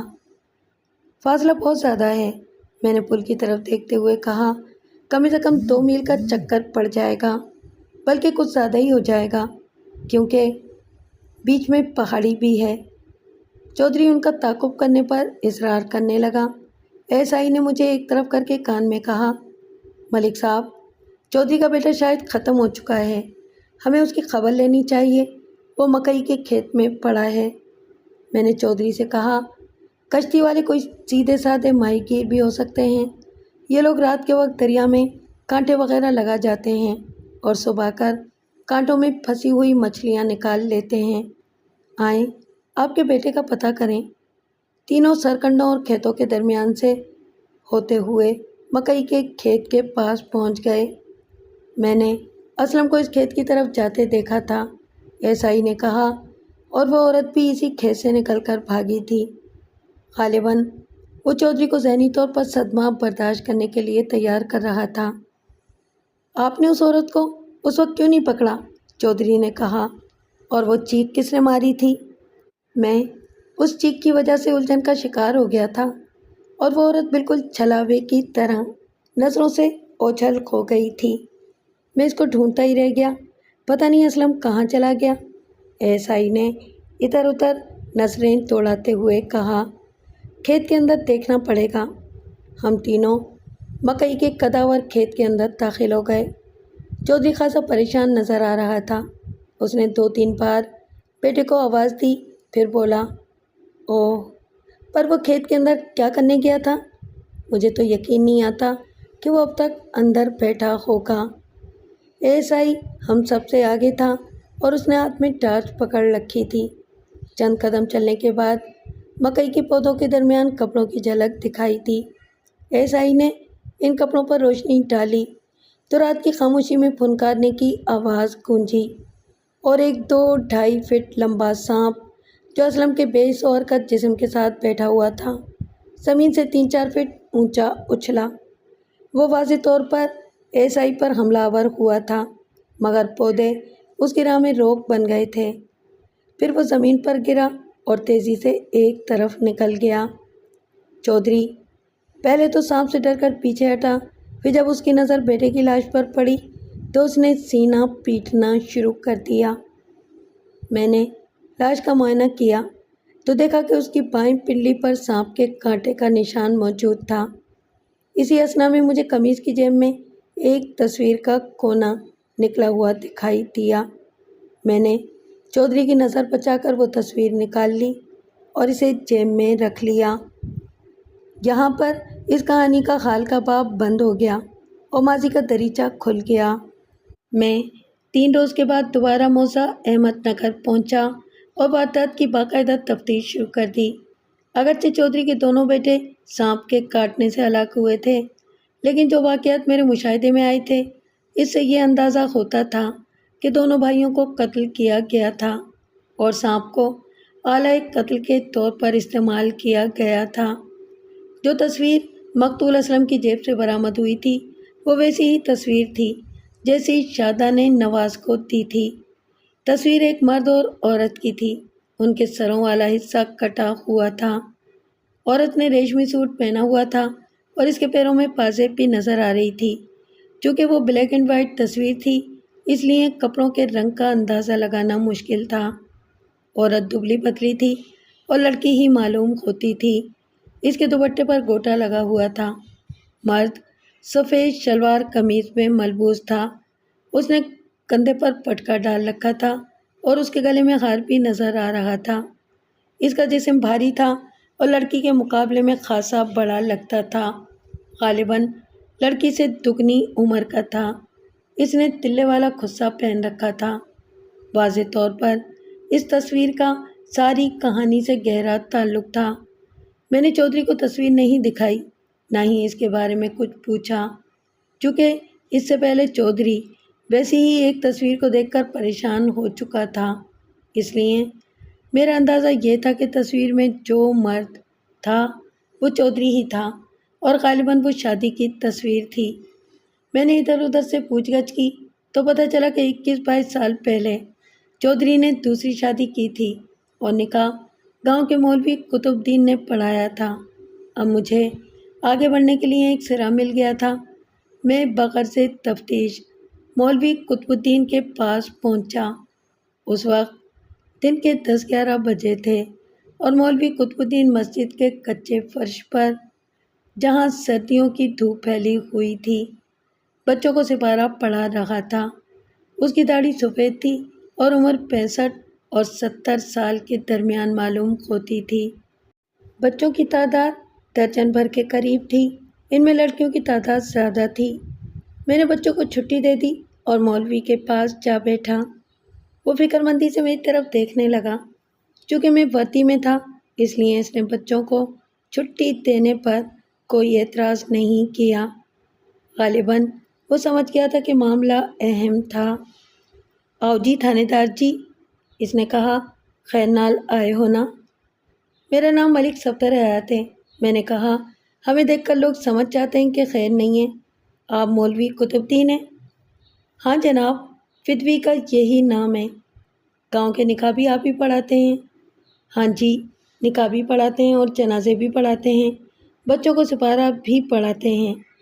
میں نے اصل بات کی طرف آتے ہوئے پوچھا، چودھری نواب الدین کا دوسرا نکاح بھی آپ ہی نے پڑھایا تھا؟ اس نے کچھ دیر سوچنے کے بعد کہا، یہ تو بڑی پرانی گل ہے۔ ہاں، 22 سال پرانی بات ہے۔ لڑکی کا نام کیا تھا اور عمر کتنی تھی؟ نام تو مجھے بھول گیا ہے، عمر یہی کوئی 24-25 سال ہوگی۔ میرا تو خیال ہے کہ اس کی عمر 19-20 سال ہوگی، میں نے کہا۔ اور چودھری کی عمر اس وقت کتنی تھی؟ سرکار، گل کی ہے؟ گل بھی بتا دیں گے، پہلے میرے سوال کا جواب تو دیں۔ چودھری کی عمر کا حساب آپ خود لگا لیں، اس وقت اس کی عمر 60 سال سے زیادہ ہی ہوگی، یعنی لڑکی کی عمر 20 سال اور چودھری کی عمر 40 سال۔ میں نے 22 سال پیچھے کا حساب لگایا۔ یہ نکاح کس کی رضامندی سے ہوا تھا؟ لڑکی کا ولی کون بنا تھا؟ آپ کو پتہ ہی ہے کہ لکھت پڑھت ہم کرتے نہیں، کوئی چاچا بابا لڑکی کا ولی بن گیا ہوگا۔ یہ چودھری کی دوسری بیوی آج کل کہاں ہوتی ہے؟ پتہ نہیں جی، سنا تھا کہ میاں بیوی میں کوئی انبن ہو گئی تھی، اسی لیے تو پوچھ رہا ہوں کہ یہ عورت آج کل ہے کہاں؟ اس کا کوئی گھر بار، کوئی اتا پتہ اور کوئی سگے ساگ بھی ہیں یا نہیں؟ یہ لڑکی کہاں کی رہنے والی تھی؟ اس نے سر جھکا لیا اور کچھ دیر سوچتا رہا، پھر اس نے کھکار کر گلا صاف کیا اور بولا، ملک صاحب، میں سیدھا سادہ مولوی ہوں، کوئی تھانے دار نہیں ہوں۔ میں نکاح پڑھا کر اپنے گھر آ جاتا ہوں اور میاں بیوی اپنے گھر چلے جاتے ہیں۔ بعد میں جو کچھ ہوتا ہے وہ میری ذمہ داری نہیں ہے۔ یہ دیکھنا بھی تو آپ کی ذمہ داری ہے کہ شادی لڑکی اور اس کے گھر والوں کی رضامندی سے ہو رہی ہے۔ اگر آپ میرے سوال کا تسلی بخش جواب نہیں دیں گے تو مجھے آپ کے خلاف بھی کارروائی کرنی پڑے گی۔ کیا وہ لڑکی اس گاؤں کی تھی یا کسی دوسری جگہ کی رہنے والی تھی؟ ملک صاحب، اگر آپ لڑکی کے بارے میں جاننا چاہتے ہیں تو جھورے ماچھی سے پوچھیں، وہی اس لڑکی کو لایا تھا، لیکن یہ بات مجھے بعد میں معلوم ہوئی تھی۔ جھورے ماچھی کا نام سن کر میں چونکا۔ ایک جھورا ماچھی بہت مشہور ڈکیت تھا اور میں اس کی وارداتوں کی بے شمار کہانیاں سن چکا تھا۔ جس زمانے میں وہ وارداتیں کیا کرتا تھا اس زمانے میں میں اسکول میں پڑھتا تھا، اس لیے میں اس کی بہادری سے بہت متاثر تھا۔ کیا آپ جھورے ڈکیت کی بات کر رہے ہیں؟ ہاں جی، میں اسی کی گل کر رہا ہوں۔ وہ آج کل کہاں ہوتا ہے؟ ادھر جرنیلی سڑک پر جہاں بسیں رکتی ہیں، پکوڑے بیچتا ہے۔ اس زمانے میں یہ چودھری کا خاص آدمی تھا اور خطرے کے موقع پر چودھری کی حویلی میں آ کر چھپ جایا کرتا تھا، لیکن اب چودھری اس کو بالکل نہیں پوچھتا۔ کیوں؟ اب کیوں نہیں پوچھتا؟ اس کو دیکھ کر آپ کو خود ہی ساری بات معلوم ہو جائے گی۔ تو ٹھیک ہے، آپ سے بعد میں بات ہوگی، میں پہلے جھورے ماچھی سے مل لوں۔ جس شخص کے اچھے یا برے کارنامے انسان نے لڑک پن میں سنے ہوں، اس سے ملنے کا دل میں بہت شوق ہوتا ہے۔ میرے دل میں بھی جھورے ڈکیت سے ملنے کا ایسا ہی شوق تھا۔ بس میں مسجد سے نکل کر مین روڈ پر پہنچا۔ وہاں ایک چھپر ہوٹل، ایک پان سگریٹ کی دکان، ایک سائیکلوں کو پنچر لگانے والے کی دکان اور ایک مویشیوں کے چارے کا چھپر بنا ہوا تھا۔ ہوٹل کے ساتھ ایک ادھیڑ عمر کا شخص پکوڑے بنا رہا تھا۔ اس نے تیل آلود میلے کچیلے کپڑے پہنے ہوئے تھے اور رنگ اس کا سانولا تھا۔ اس کے قریب ہی 2 بیساکھیاں بھی پڑی ہوئی تھیں۔ میں ذرا آگے ہوا تو دیکھا کہ وہ شخص ایک ٹانگ سے محروم تھا۔ میں نے اس سے پوچھا، یہاں کوئی جھورا ماچھی بھی ہوتا ہے؟ اس نے کڑھائی سے گرم گرم پکوڑے نکال کر سیاہ رنگ کے تیل آلود تھال میں ڈالے اور میری وردی کا جائزہ لیتے ہوئے بولا، کون سا جھورا ماچھی؟ وہ جو کسی زمانے میں ڈکیت ہوا کرتا تھا۔ وہ جھورا ماچھی مر چکا ہے، اس نے جواب دیا اور ایک گاہک کو پکوڑے تول کر دینے لگا۔ मौलवी कुतुबुद्दीन ने मुझे बताया है कि वो इधर पकोड़े बेचता है। उसने गाहक से पैसे लेकर संदूकची में डाले और इत्मीनान से बोला, पकोड़े बेचने वाला झूरा माछी मैं हूँ। वाज़ेह तौर पर वो अपनी हालत पर तंज कर रहा था। इसे देखकर मुझे वाकई अफसोस हुआ। मेरे तसव्वुर में जो झूरा माछी था वो बंदूक बगल में दबाए घोड़े की सवारी करता हुआ एक लंबा तड़ंगा निडर नौजवान था। वो एक टांग से महरूम और पस्ती में पड़ा हुआ शख्स किसी तौर से भी मेरे तसव्वुर पर पूरा नहीं उतरता था। तुम वही डकैत हो जिसके अंग्रेज़ों के ज़माने में बड़े किस्से मशहूर थे? पता नहीं जी, अब तो ऐसे लगता है कि मैंने कोई ख्वाब देखा था। खुदा सबको इस ज़िल्लत की ज़िंदगी से बचाए, उसने कहा। फिर कदे तवक्कुफ़ के बाद पूछा, क्या मुझे गिरफ़्तार करने आए हैं? मैं एक पुराने केस की तफसील पूछने आया हूँ। ये पकोड़े किसी के सुपुर्द कर दो और मेरे साथ आओ। थोड़ी देर के लिए इधर चलकर बैठते हैं। उसने कोई तारुस नहीं किया और होटल के एक बेरे को अपने सामान का ख्याल रखने का कहकर बैसाखियाँ उठा लीं। कुछ फासले पर एक कमरे की हुजरा नुमा मस्जिद बनी हुई थी। हम इसमें जा बैठे। झूरे, मैंने सुना है कि किसी ज़माने में तुम चौधरी नवाबुद्दीन के मंसूर नज़र थे। इसे तो तुम्हारा बड़ा ख्याल रखना चाहिए था, उसने फीकी सी हंसी के साथ कहा। जो शख्स ऊपर वाले की नज़रों से गिर जाता है, इसका कोई शख्स ख्याल नहीं रख सकता। मैं चौधरी के दर का कुत्ता था और उसके इशारे पर शिकार किया करता था। जब मैं शिकार करने के काबिल नहीं रहा तो उसने मुझे धुतकार दिया। तुमने तो बड़ी लूटमार मचाई थी और बड़ा माल लूटा था, वो सब कहाँ गया? हराम का माल था, हराम के रास्ते पर खर्च हो गया। रब का यही बड़ा करम है कि मैं ज़िंदा हूँ और अपनी रोज़ी खुद कमा लेता हूँ। आप हुक्म करें, कौन से केस की तफसील पूछने आए हैं? 21-22 साल पहले चौधरी नवाबुद्दीन ने एक लड़की से शादी की थी और मैंने सुना है कि ये लड़की तुम कहीं से अगवा करके लाए थे। आपने ठीक सुना है जी, वो लड़की मैंने चौधरी के हुक्म पर अगवा की थी, उसने जवाब दिया। फिर तफसील बताते हुए कहा कि 20-22 साल पहले चंद उस्तानियाँ पिकनिक मनाने दरिया पर आई थीं और उन्होंने डाक बंगले में क़याम किया था। इनमें से एक उस्तानी का नाम अतिया बेगम था। वो नहायत हसीन लड़की थी। इत्तेफाक से चौधरी की इस पर नज़र पड़ गई और वो देखते ही इस पर लट्टू हो गया। उसने झूरे माछी को बुलाया और कहा, झूरे, एक लड़की को अगवा करना है, वो आजकल डाक बंगले में ठहरी हुई है। झूरा इन दिनों अपने जोबन पर था। उसने सीना तान कर कहा, कब तक चाहिए ये लड़की? तुम इसे आज रात को अगवा कर लो और 6-7 दिन तक अपने ठिकाने पर रखो। हम अपने ठिकाने पर रखें? झूरे ने हैरानी से पूछा। हाँ, लेकिन लड़की को हाथ नहीं लगाना। 6-7 दिन के बाद मैं लड़की को आकर ले जाऊंगा। झूरे को चौधरी की ये मंतक समझ में नहीं आई। ताहम वो आधी रात के वक्त अपने निस्फ दर्जन साथियों के हमरा डाक बंगले पर पहुंचा और रात के वक्त उसने नहायत आसानी से अतिया नामी उस्तानी को अगवा करके फरार हो गया। उस्तानियों के साथ सिर्फ 2 या 3 मर्द टीचर थे। इनमें से किसी शख्स ने मज़ाहमत नहीं की। 7 रोज़ के बाद चौधरी नवाबुद्दीन झूरे माछी के ठिकाने पर पहुंचा और ऊंची आवाज़ में कहा, ओए, मुझे पता चला है कि तुम लोगों ने कोई लड़की यहाँ छुपा रखी है।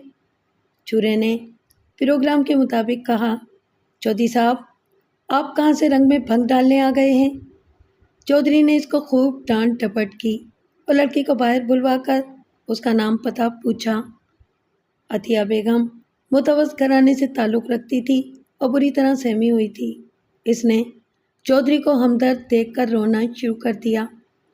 चौधरी ने उसके सर पर हाथ फेरा और उसे तसल्ली देते हुए कहा, अब तुम कोई फ़िक्र नहीं करो, मैं इन बदमाशों को ऐसी सज़ा दूंगा कि ये सारी उम्र याद रखेंगे। आओ मेरे साथ।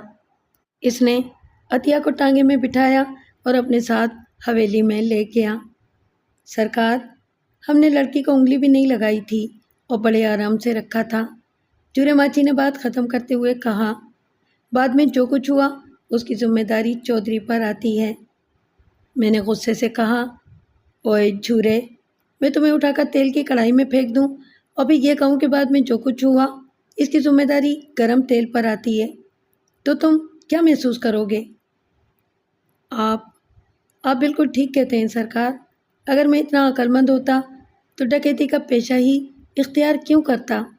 کوئی شریفانہ پیشہ اختیار کر کے بیوی بچوں کے ساتھ شریفانہ زندگی گزار رہا ہوتا۔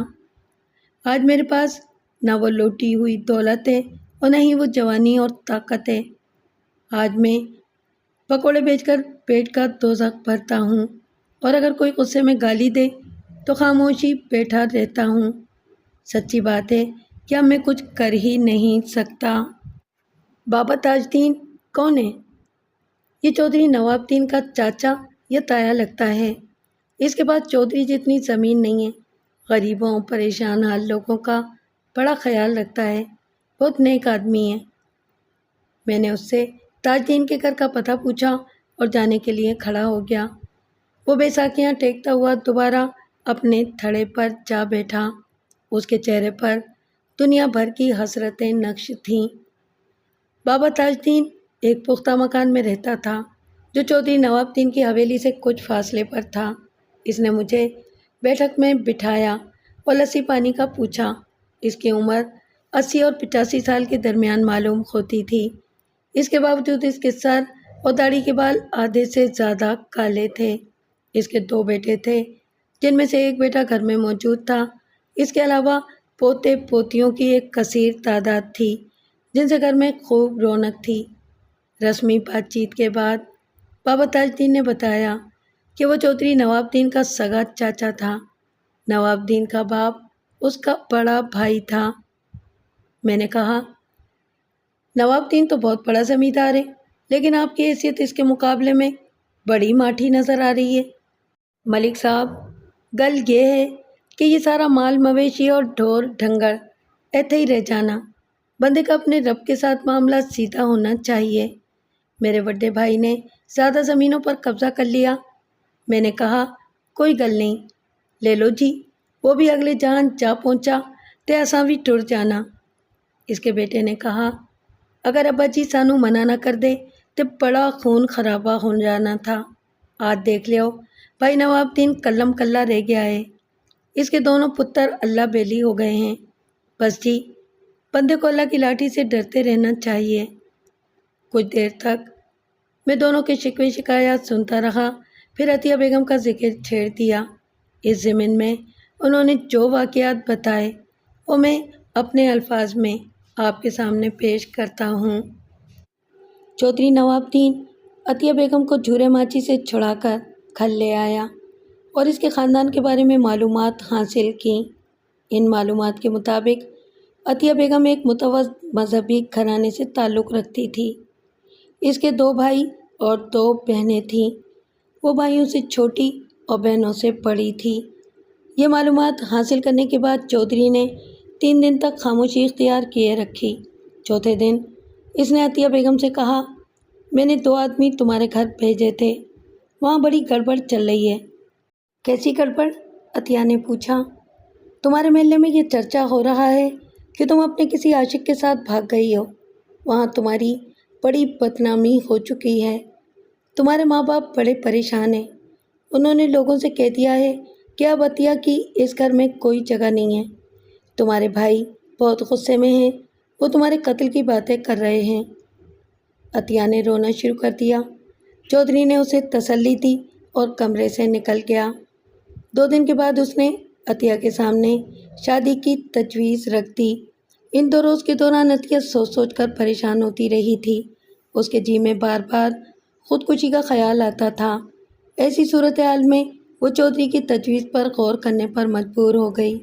اس وقت چودھری اگر اسے کسی مزارے سے شادی کرنے کو کہتا تو شاید وہ اس پر بھی راضی ہو جاتی۔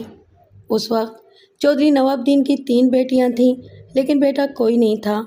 وہ دوسری شادی نرینہ اولاد کے لیے بھی کرنا چاہتا تھا۔ اس کی بیوی اس بات پر خوش نہیں تھی، مگر وہ کچھ بول نہیں سکتی تھی۔ عطیہ بیگم نے شادی پر آمادگی کا اظہار نہیں کیا تھا، مگر چودھری نے اس کی خاموشی کو نیم رضامندی جانا اور مولوی قطب الدین کو بلا کر چند خاص لوگوں کی موجودگی میں نکاح پڑھوا لیا۔ عطیہ نے اس بات کو اپنا مقدر سمجھ کر حویلی میں سکونت اختیار کر لی۔ چودھرانی کا اس سے سلوک اچھا نہیں تھا، مگر وہ کچھ بول نہیں سکتی تھی۔ اس کا آگے پیچھے کوئی تھا ہی نہیں، وہ کس کے بل بوتے پر بولتی۔ چند ماہ کے بعد وہ امید سے ہوئی تو چودھری نے اس سے کہا کہ بیٹا ہونا چاہیے۔ وہ پڑھی لکھی اور روشن خیال عورت تھی۔ اس نے چودھری کی بات کے جواب میں کہا، یہ تو اللہ کی دین ہے، جس کو چاہے بیٹا دے اور جس کو چاہے بیٹی دے۔ اور یہ کتابی باتیں کسی اور کو بتانا، چودھری نے برہمی سے کہا، ہم سیدھے سادھے جٹ لوگ ہیں، یہ باتیں ہماری سمجھ میں نہیں آتی۔ عورت کوشش کرے تو سب کچھ ہو سکتا ہے۔ آپ کا مطلب ہے کہ بیٹا پیدا کرنا عورت کے اختیار میں ہے؟ ہاں، یہی مطلب ہے، عطیہ نے دبی زبان سے کہا۔ شاید آپ نے چودھرانی جی کو یہ بات نہیں بتائی ہوگی۔ کیا مطلب ہے تمہارا؟ جی کچھ نہیں، ایسے ہی ایک بات منہ سے نکل گئی تھی۔ بات یہ ہے عطیہ بی بی کہ مجھے جائیداد کا وارث چاہیے۔ میری لاکھوں کی جائیداد غیروں کے ہاتھ لگ جائے گی۔ عطیہ کو چودھری کی باتیں بڑی عجیب لگ رہی تھیں۔ اس نے ڈرتے ڈرتے کہا، ایک بات کہوں، برا تو نہیں مانیں گے؟ کون سی بات کہنا چاہتی ہو؟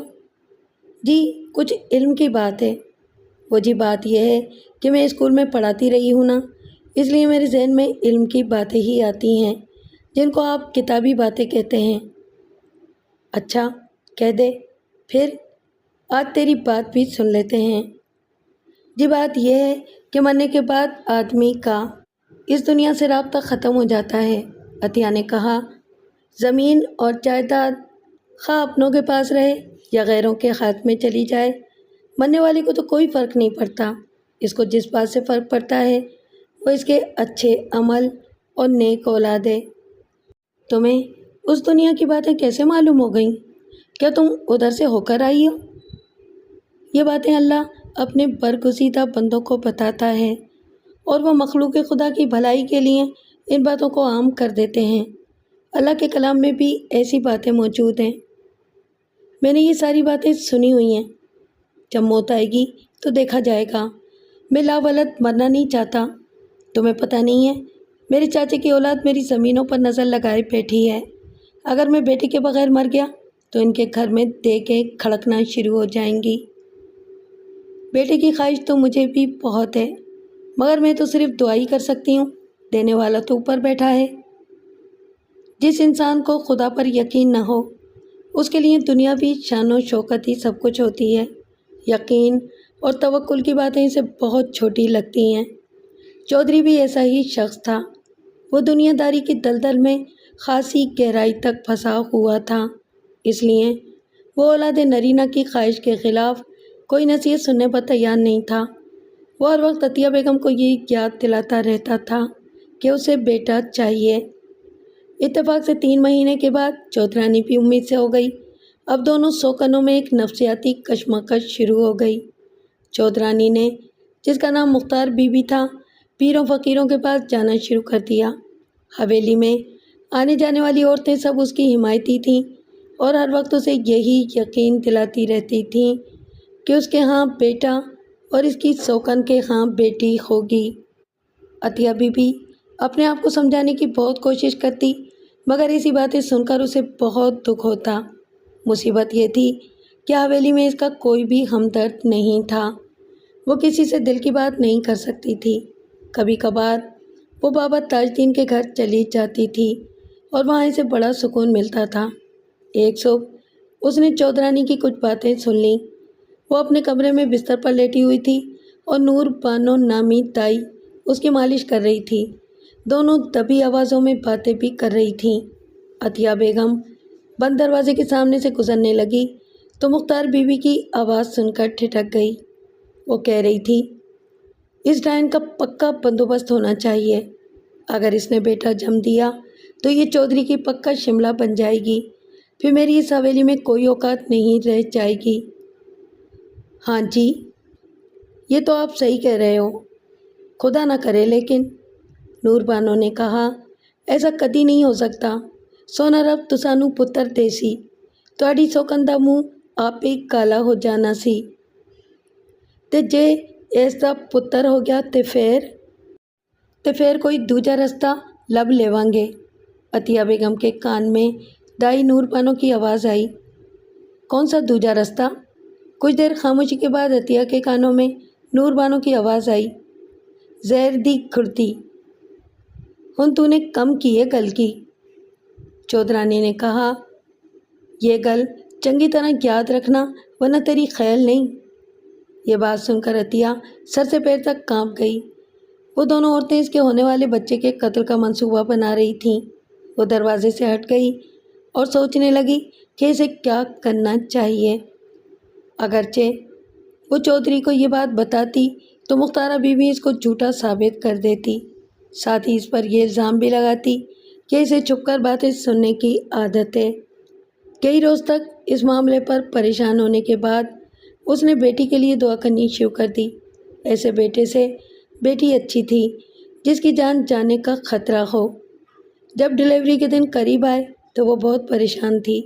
ایک دن اس نے بابا تاج الدین کی پوتی نذیرہ سے اپنے خدشات کا ذکر کیا۔ نذیرہ اس کی ہم عمر تھی اور خاصی ہوشیار لڑکی تھی۔ اس نے بابا تاج الدین سے اس بات کا ذکر کیا۔ بابا تاج الدین جہاں دیدہ آدمی تھا، اسے عطیہ کے خدشے پر فوراً یقین آ گیا۔ اس نے نذیرہ کو رازداری کی تلقین کی اور دوسرے دن اپنے بھتیجے چودھری نواب الدین کو اس مسئلے پر بات کرنے کے لیے گھر بلوایا۔ چودھری اگرچہ بڑا متکبر آدمی تھا، تاہم اپنے چاچا کی عزت کرتا تھا اور اس کی بات غور سے سنتا تھا۔ بابا تاج الدین نے کمرے کا دروازہ بھیڑ دیا اور نواب الدین سے کہا، میں تم سے ایک ضروری گل کرنا چاہتا ہوں۔ حکم کرو چاچا جی، چودھری نے کہا۔ تیری دوسری بیوی کے گھر میں بچہ ہونے والا ہے، اس کے لیے تم نے کیا انتظام کیا ہے؟ سارا انتظام کیا ہوا ہے۔ دائی نور بانو سارا دن حویلی میں ہوتی ہے، وہ عطیہ بیوی کا بڑا خیال رکھتی ہے۔ خیال تو ضرور رکھتی ہوگی، پر وہ وفادار کس کی ہے، عطیہ بیوی کی یا مختار بیوی کی؟ چودھری سوچ میں پڑ گیا، بولا، میں نے اس بات پر کبھی غور نہیں کیا۔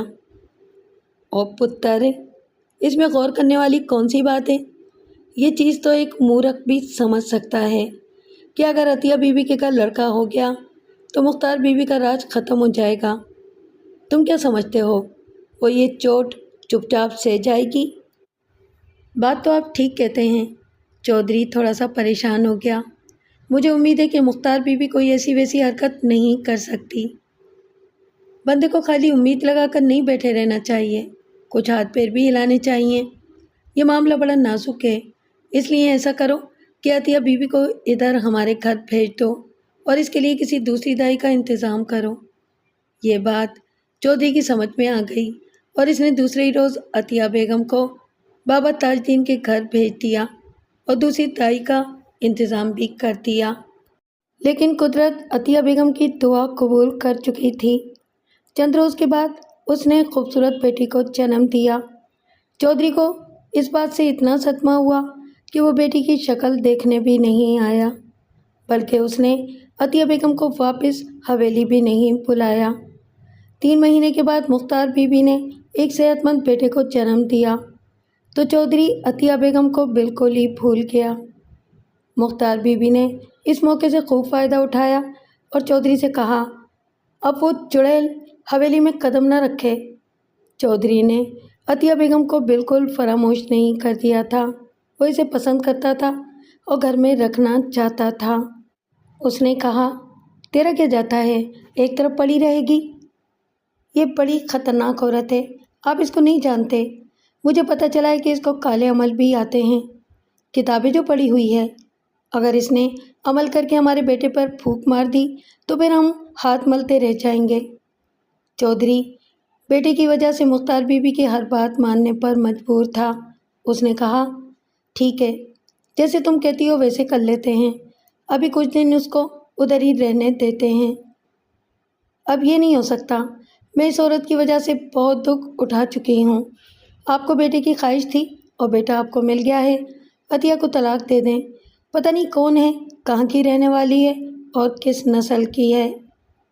چودھری کئی روز تک اس معاملے پر سوچ بچار کرتا رہا۔ اس دوران مختار بیوی کا مطالبہ بھی جاری رہا۔ بچی کی پیدائش کے پورے 4 مہینے بعد چودھری نے بابا تاج الدین کے گھر میں قدم رکھا۔ عطیہ اس کی آمد کی خبر سن کر بہت خوش ہوئی اور بچی کو لے کر اس کے پاس پہنچ گئی۔ اس نے سوچا آخرکار شوہر کو اس کا اور بچی کا خیال آ ہی گیا، لیکن چودھری کسی اور ہی نیت سے وہاں آیا تھا۔ عطیہ بیگم، اب تیرا میرا گزارا نہیں ہو سکتا، اس نے کہا۔ میں نے تجھے پہلے ہی کہہ دیا تھا کہ مجھے بیٹے کی ضرورت ہے، مجھے اپنی بیٹی کی شکل نہ دکھانا۔ یہ آپ کی بھی بیٹی ہے، مجھے اس کی ضرورت نہیں ہے۔ چودھری نے دوسری طرف منہ کرتے ہوئے کہا، میں تمہیں آزاد کرتا ہوں۔ جی؟ عطیہ بیگم کو اپنے کانوں پر یقین نہیں آیا۔ میں تمہیں طلاق دیتا ہوں، چودھری نے اپنے بات کی وضاحت کی۔ کیا؟ اس اچانک صدمے سے عطیہ بیگم کا پورا بدن کانپنے لگا۔ جو کچھ میں نے کہا ہے وہ تم سن چکی ہو، چودھری نے کہا اور کمرے سے نکل گیا۔ عطیہ بیگم کی دنیا اندھیر ہو گئی۔ اس نے بچی کو سینے سے چمٹا لیا اور وہیں فرش پر بیٹھ کر رونے لگی۔ چودھری نے اس کی دنیا برباد کر دی تھی۔ پہلے سے اغوا کرا کے شادی رچائی اور پھر بچی کی پیدائش کے بعد طلاق دے دی۔ اب وہ اپنے گھر تو کجا، اپنے محلے اور اپنے شہر میں بھی قدم نہیں رکھ سکتی تھی۔ کوئی بھی اس کی بات پر یقین نہ کرتا۔ اگر وہ اپنے گھر چلی جاتی تو اس پر آوارہ اور بدکار کی چھاپ لگ جاتی۔ اس صدمے نے اس کے دماغ پر شدید اثر کیا اور شام تک اس نے بیکی باتیں کرنا شروع کر دیں۔ چند روز کے بعد اس کا ذہنی توازن بگڑ گیا۔ بابا تاج الدین نے بتایا کہ انہوں نے عطیہ کی دلجوئی اور خاطرداری میں کوئی کسر نہیں اٹھا رکھی، لیکن اس کی طبیعت نہیں سنبھلی۔ ایک دن وہ گھر سے نکل کر چودھری کی حویلی پہنچ گئی۔ ان دنوں اس کی حالت قابل رحم تھی۔ اس نے اپنا خیال رکھنا چھوڑ دیا تھا اور ہر وقت بہکی باتیں کرتی رہتی تھی۔ تاہم وہ اپنی بیٹی کا پورا خیال رکھتی تھی، جس سے اندازہ ہوتا تھا کہ وہ بالکل پاگل نہیں تھی۔ جب وہ حویلی میں داخل ہوئی تو اس کا لباس میلا کچیلا ہو رہا تھا، بال بکھرے ہوئے تھے اور آنکھوں کے گرد ہلکے پڑے ہوئے تھے۔ اس نے چودھری کو مخاطب کر کے کہا، نواب الدین، زیادہ خوش نہ ہو، جس نے بیٹا دیا ہے وہ اسے واپس بھی لے سکتا ہے۔ تو نے مجھے گھر سے نکال دیا تو کیا ہوا؟ خدا نے تو میرا ساتھ نہیں چھوڑا۔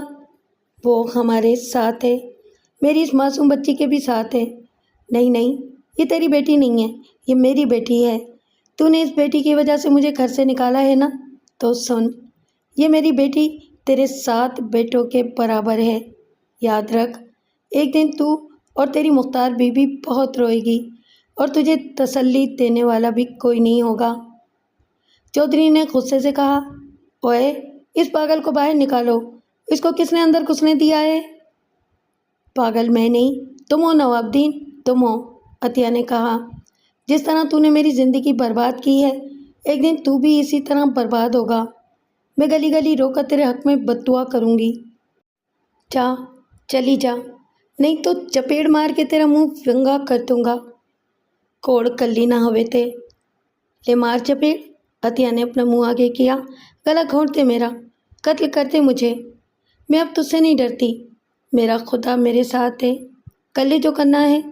پھر اس نے زور سے چیخنا شروع کر دیا، او دنیا والو، اس ظالم کو دیکھو، یہ زمین پر خدا بنا ہوا ہے، دیکھو اس کو، یہ اپنی بیٹی کو بھی نہیں پہچانتا، مجھ بے کس عورت کو برباد کر کے گھر سے نکال دیا ہے۔ حویلی کے سارے مکین عطیہ بیگم کے گرد جمع ہو گئے تھے اور افسوس کے ساتھ اس کی طرف دیکھ رہے تھے۔ مختار بیوی نے چودھری کو ایک طرف کر کے کہا، یہ معاملہ تو بڑا خراب ہو گیا ہے، یہ عورت گلی گلی ہمیں بدنام کرتی پھرے گی۔ بات تو تم ٹھیک کہتی ہو، چودھری نے کہا، اس پاگل کا کیا کریں؟ فی الحال اس کو حویلی میں رکھ لیتے ہیں، بعد میں کچھ سوچیں گے۔ چودھری کو بھی یہی تجویز ٹھیک لگی، سو اس نے عطیہ بیگم کو حویلی کے ایک کمرے میں بند کر دیا۔ بابا تاج الدین نے بتایا کہ عطیہ بیگم اس کمرے میں بند چیختی اور فریاد کرتی رہتی تھی۔ راتوں کے سناٹے میں اس کے چیخنے کی آواز گاؤں کی فضا میں گونجتی سنائی دیتی تھی۔ پھر ایک دن کی آواز بالکل اچانک بند ہو گئی۔ کسی کو کچھ پتہ نہیں چل سکا کہ چودھری نے عطیہ بیگم کے ساتھ کیا سلوک کیا تھا اور اسے کہاں پہنچا دیا تھا۔ میں نے جیب سے وہ سرکٹی تصویر نکال کر بابا تاج الدین کو دکھائی جو مقتول اسلم کی جیب سے برآمد ہوئی تھی اور پوچھا، اس تصویر کے بارے میں آپ کا کیا خیال ہے؟ اس نے تصویر کا معائنہ کرنے کے بعد اسے اپنے بیٹے عمر 3 کی طرف بڑھاتے ہوئے کہا، لگتا ہے کہ میری نظر کچھ زیادہ ہی کمزور ہو گئی ہے، مجھے ان کے سر پیر نظر نہیں آ رہے۔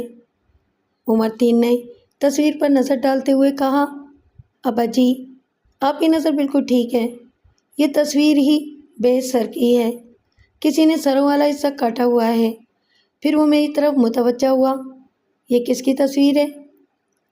میرا خیال ہے کہ یہ نواب الدین اور عطیہ بیگم کی شادی کی تصویر ہے۔ آپ ذرا ان کے قد کاٹ اور لباس سے اندازہ لگا کر بتائیں کہ یہ کس کی تصویر ہو سکتی ہے۔ وہ کچھ دیر تک نظر جما کر تصویر کو گھورتا رہا، پھر مد کی طرف اشارہ کر کے بولا، یہ تو نواب الدین کی تصویر لگتی ہے۔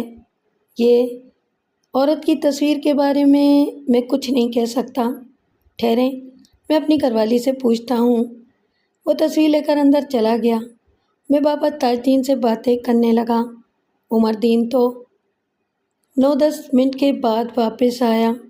غالباً اس نے گھر کی ساری عورتوں کو وہ تصویر دکھائی تھی۔ لیو جی آپ کا اندازہ بالکل ٹھیک ہے، اس نے کہا، یہ نواب الدین اور عطیہ بیوی کی تصویر ہے۔ عورتوں نے عطیہ بیوی کے کپڑے پہچان لیے ہیں۔ آپ کو تو پتہ ہی ہے کہ عورتیں کپڑوں پر بڑی نظر رکھتی ہیں۔ بابا تاج الدین نے تصویر لے کر دوبارہ اس کا معائنہ کیا اور پھر پوچھا، اے تسی انہاں تے سر کیوں کٹ دیتے نے؟ یہ میں نے نہیں، کسی اور نے کاٹے ہیں۔ میں نے تصویر لے کر جیب میں رکھ لی۔ اتنے میں ایک نومل لڑکا لسی کے 3 گلاس لے کر آ گیا۔ لسی پینے کے دوران میں نے چند باتیں اور پوچھیں اور پھر وہاں سے رخصت ہو گیا۔ چودھری نواب الدین کی حویلی میں اداسی چھائی ہوئی تھی۔ چودھرانی نے مجھے بیٹھک میں بٹھایا اور میرے استفسار پر بتایا کہ چودھری کی طبیعت ٹھیک نہیں تھی اور ان دنوں وہ کسی سے نہیں ملتا تھا۔ میں چودھری صاحب کی خیریت پوچھنے آیا ہوں، میں نے کہا، میری تفتیش مکمل ہو گئی ہے اور کل میں واپس چلا جاؤں گا۔ قاتل کا کچھ پتہ چلا؟ چودھرانی، آپ کے دونوں بیٹے سانپ کے کانٹے سے ہلاک ہوئے ہیں۔ اسلم کو جس سانپ نے کاٹا تھا اسے میں نے اپنی آنکھوں سے دیکھا تھا، اس لحاظ سے دیکھا جائے تو سانپ بھی قاتل بنتا ہے۔ ملک صاحب، میرے بیٹوں پر سانپ چھوڑے گئے تھے۔ کس نے چھوڑے تھے؟ ایس گل دا پتہ تسی چلاؤ، میں نے آتش دان کی طرف دیکھتے ہوئے کہا۔ نواز کے قتل سے چند دن پہلے ادھر ایک تصویر رکھی ہوئی تھی۔ چودھری صاحب نے اس تصویر کے بارے میں پوچھا بھی تھا، وہ تصویر کس کی تھی؟ میں نے وہ تصویر نہیں دیکھی۔ میں نے جیب سے سرکٹی تصویر نکال کر اسے دکھائی، ذرا اس تصویر کو دیکھیں، یہ کس کی تصویر ہے؟ میں کیا دیکھوں، اس میں تو شکلیں ہی نہیں ہیں، یہ تصویر آپ کو کہاں سے ملی ہے؟ شکلیں تو نہیں ہیں لیکن لباس اور جسم تو ہیں، ان چیزوں پر غور کر کے پہچاننے کی کوشش کریں۔ اس نے مقرر تصویر پر نظر ڈالی اور کچھ دیر کے بعد اس کے چہرے پر الجھن نظر آنے لگی۔ یہ تو بہت پرانی تصویر معلوم ہوتی ہے۔ ہاں، 21-22 سال پرانی تصویر ہے۔ مجھے اس تصویر والی عورت کی تلاش ہے، یہ آج کل کہاں ہوتی ہے؟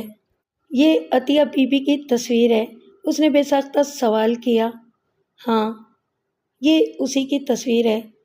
مجھے کیا پتا یہ کہاں ہوتی ہے، اس نے غصے سے کہا۔ مجھے اس منحوس کی صورت دیکھے ہوئے زمانہ گزر گیا ہے، اس کا اس معاملے سے کیا تعلق ہے؟ تعلق کا ملاقات کے بعد ہی پتہ چلے گا۔ آپ مجھے چودھری صاحب کے پاس لے چلیں، ان کو ضرور اس عورت کے بارے میں یاد ہوگا۔ وہ قدرے تامل کے بعد مجھے خوابگاہ میں لے گئی۔ چودھری بستر پر لیٹا چھت کو گھور رہا تھا اور کچھ بڑبڑا بھی رہا تھا۔ یہ تھانے دار خورا تو سانو ملن آئے نے، چودرانی نے شوہر سے کہا۔ اوئے، تجھے کتنی دفعہ کہا ہے کہ میں کسی سے نہیں مل سکتا؟ چودھری نے چھت سے نظر ہٹائے بغیر کہا۔ تھانے دار سے کہو کہ کھیڑ مک چکی ہے، اب ہمارے پلے کچھ نہیں رہا۔ میں نے کھنگار کر اسے اپنی طرف متوجہ کیا اور کہا، چودھری، میں آپ کی خیریت پوچھنے آیا ہوں۔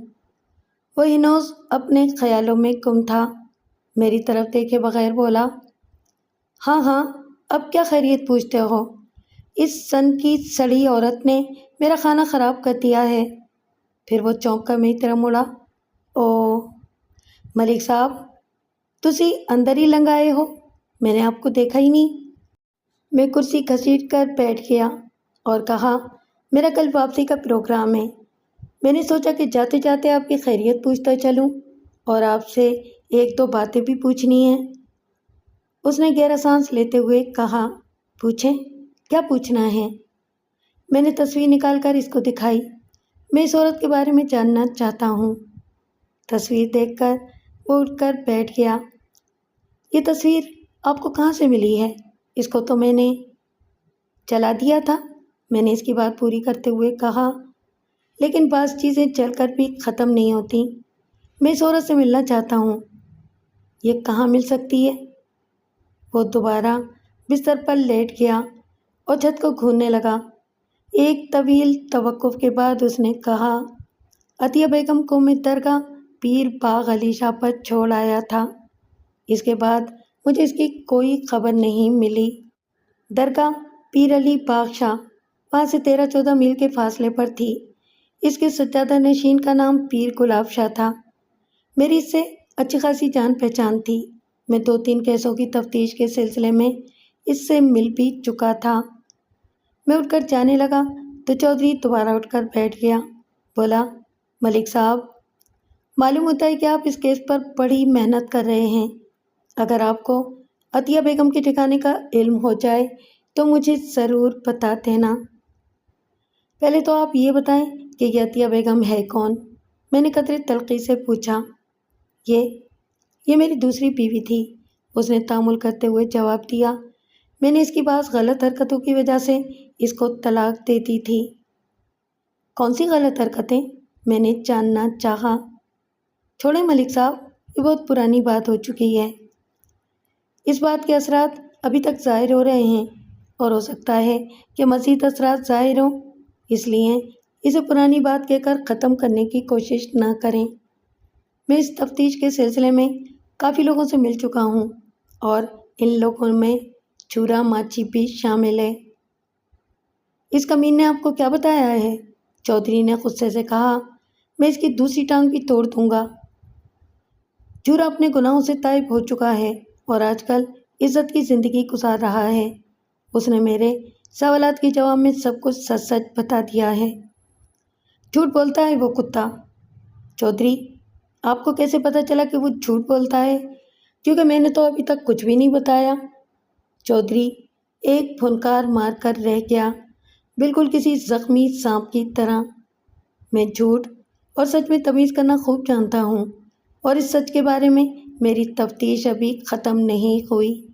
مجھے یقین ہے کہ عطیہ بیگم کی ساتھی استانیاں ابھی زندہ ہوں گی، اس کے والدین اور بھائی بہن بھی زندہ ہوں گے۔ چودھری، کیا یہ حقیقت نہیں کہ آپ نے جورے ڈکیت کے ذریعے اس شریف استانی کو اغوا کرا کے اس کے ساتھ نکاح پڑھوایا اور پھر لڑکی کی پیدائش کے بعد اسے طلاق دے کر گھر سے نکال دیا؟ ملک صاحب، آپ یہاں سے تشریف لے جائیں، میرے پاس ان سوالوں کے جواب نہیں ہیں، آپ مجھے پریشان نہ کریں۔ چودھری، میں تو جا ہی رہا ہوں، مگر عطیہ بیگم کا آصف نہیں جائے گا، وہ قبر تک آپ کا پیچھا نہیں چھوڑے گا۔ او یار ملک صاحب، میں کیا کروں؟ اس نے غصے اور بے بسی سے کہا۔ دیوار سے ٹکریں مار کر اپنا سر پھاڑ لوں یا کسی پھندے پر لٹک جاؤں؟ میں بتاتا ہوں کہ کیا کرنا چاہیے، میں نے سخت لہجے میں کہا۔ انسان اگر کسی گڑھے میں گر جائے تو وہ باہر نکلنے کی کوشش کرتا ہے۔ اگر آپ مایوسی اور بے بسی کے اس اندھیرے سے نکلنا چاہتے ہیں تو اپنی غلطی بلکہ اپنے ظلم کا ازالہ کرنے کی کوشش کریں۔ وہ کس طرح؟ عطیہ بیگم کو تلاش کر کے اس سے اپنی غلطیوں کی معافی مانگیں اور باعزت زندگی کے لیے اس کی مدد کریں۔ میں اس سے معافی مانگوں؟ اس کے لہجے میں دنیا بھر کی حیرت سمٹ آئی تھی۔ اس 2 ٹکے کی عورت سے معافی مانگوں؟ میں نے آپ کے دکھ کا علاج بتا دیا ہے، میں جانے کے لیے کھڑا ہو گیا۔ اس پر عمل کرنا یا نہ کرنا آپ کا کام ہے۔ جس آدمی نے ساری زندگی غریبوں پر ظلم کیا ہو اور ان کو حقیر سمجھا ہو، اس کے لیے جھکنا بہت مشکل ہوتا ہے۔ وہ قبر کے کنارے پر پہنچ کر بھی اپنی عادتیں چھوڑنے پر تیار نہیں ہوتا۔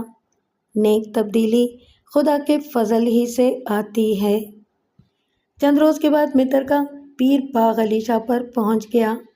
درگاہ کا سجادہ نشین، جس کا نام پیر گلاب شاہ تھا، اپنی گدی پر بیٹھا سائلین کے مسائل سن رہا تھا۔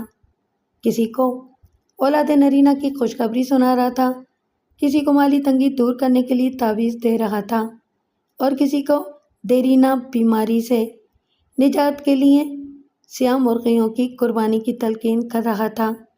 چند بادب خدام ہی اس کے کمرے میں موجود تھے اور فضا میں عود و عنبر کی خوشبو پھیلی ہوئی تھی۔ مجھے دیکھ کر گلاب شاہ نے زیر لب لاحول پڑا اور ہاتھ بلند کر کے کہا، خلوت۔ کمرے میں موجود خدام نے سائلین سے کہا کہ فی الحال وہ باہر چلے جائیں کیونکہ شاہ جی کو بلاوا آ گیا تھا۔ گلاب شاہ اپنا جبہ پٹکا سنبھالتا ہوا عقب میں بنے ہوئے حجرے میں چلا گیا۔ میں اس کے پیچھے ہی حجرے میں پہنچ گیا۔ ملک صاحب، آپ میرا دھندا خراب کرنے کیوں آ جاتے ہیں؟ اس نے شکایتی لہجے میں کہا۔ آنے سے پہلے اطلاع بھجوا دیا کریں۔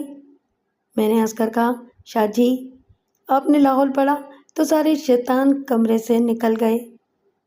تشریف رکھیں۔ اس نے کرسی کی طرف اشارہ کیا اور خود مسیری پر بیٹھ گیا۔ آپ کا مسئلہ کیا ہے؟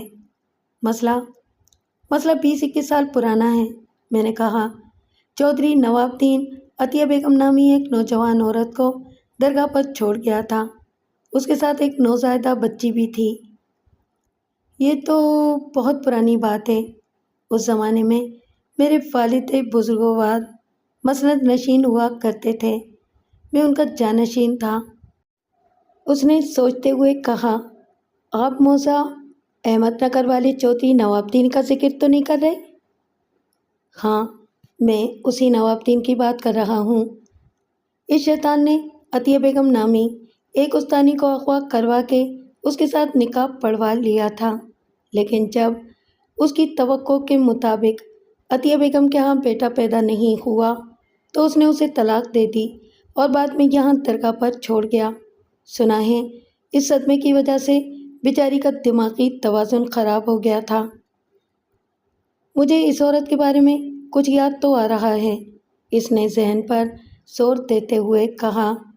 یہ عورت بظاہر نیم پاگل لگتی تھی اور بچی کو سینے سے چمٹائے ہر وقت کسی تاریک گوشے میں بیٹھی رہتی تھی، لیکن مجھے یاد ہے کہ وہ غصے میں بڑی عقل مندی کی باتیں کیا کرتی تھی۔ اس کی بیٹی کا نام غالباً ریشما تھا۔ مجھے اس کی بیٹی کا نام معلوم نہیں ہے۔ کیا آپ کو یقین ہے کہ ریشما چودھری نواب الدین ہی کی بیٹی تھی؟ ہاں، میں نے یہی سنا ہے، حقیقت اللہ ہی کو معلوم ہوگی۔ گلاب شاہ نے اپنی یادداشت پر زور دیتے ہوئے بتایا کہ جس زمانے میں عطیہ بیگم وہاں آئی تھی وہ سستا زمانہ تھا اور لوگ بڑے سکون سے رہتے تھے۔ درگاہ کے ساتھ چند حجرے بنے ہوئے تھے، جن میں سے 2 حجرے عورتوں کے لیے مخصوص تھے۔ محتاجوں اور مسکینوں کو 2 وقت کا کھانا درگاہ کی طرف سے دیا جاتا تھا۔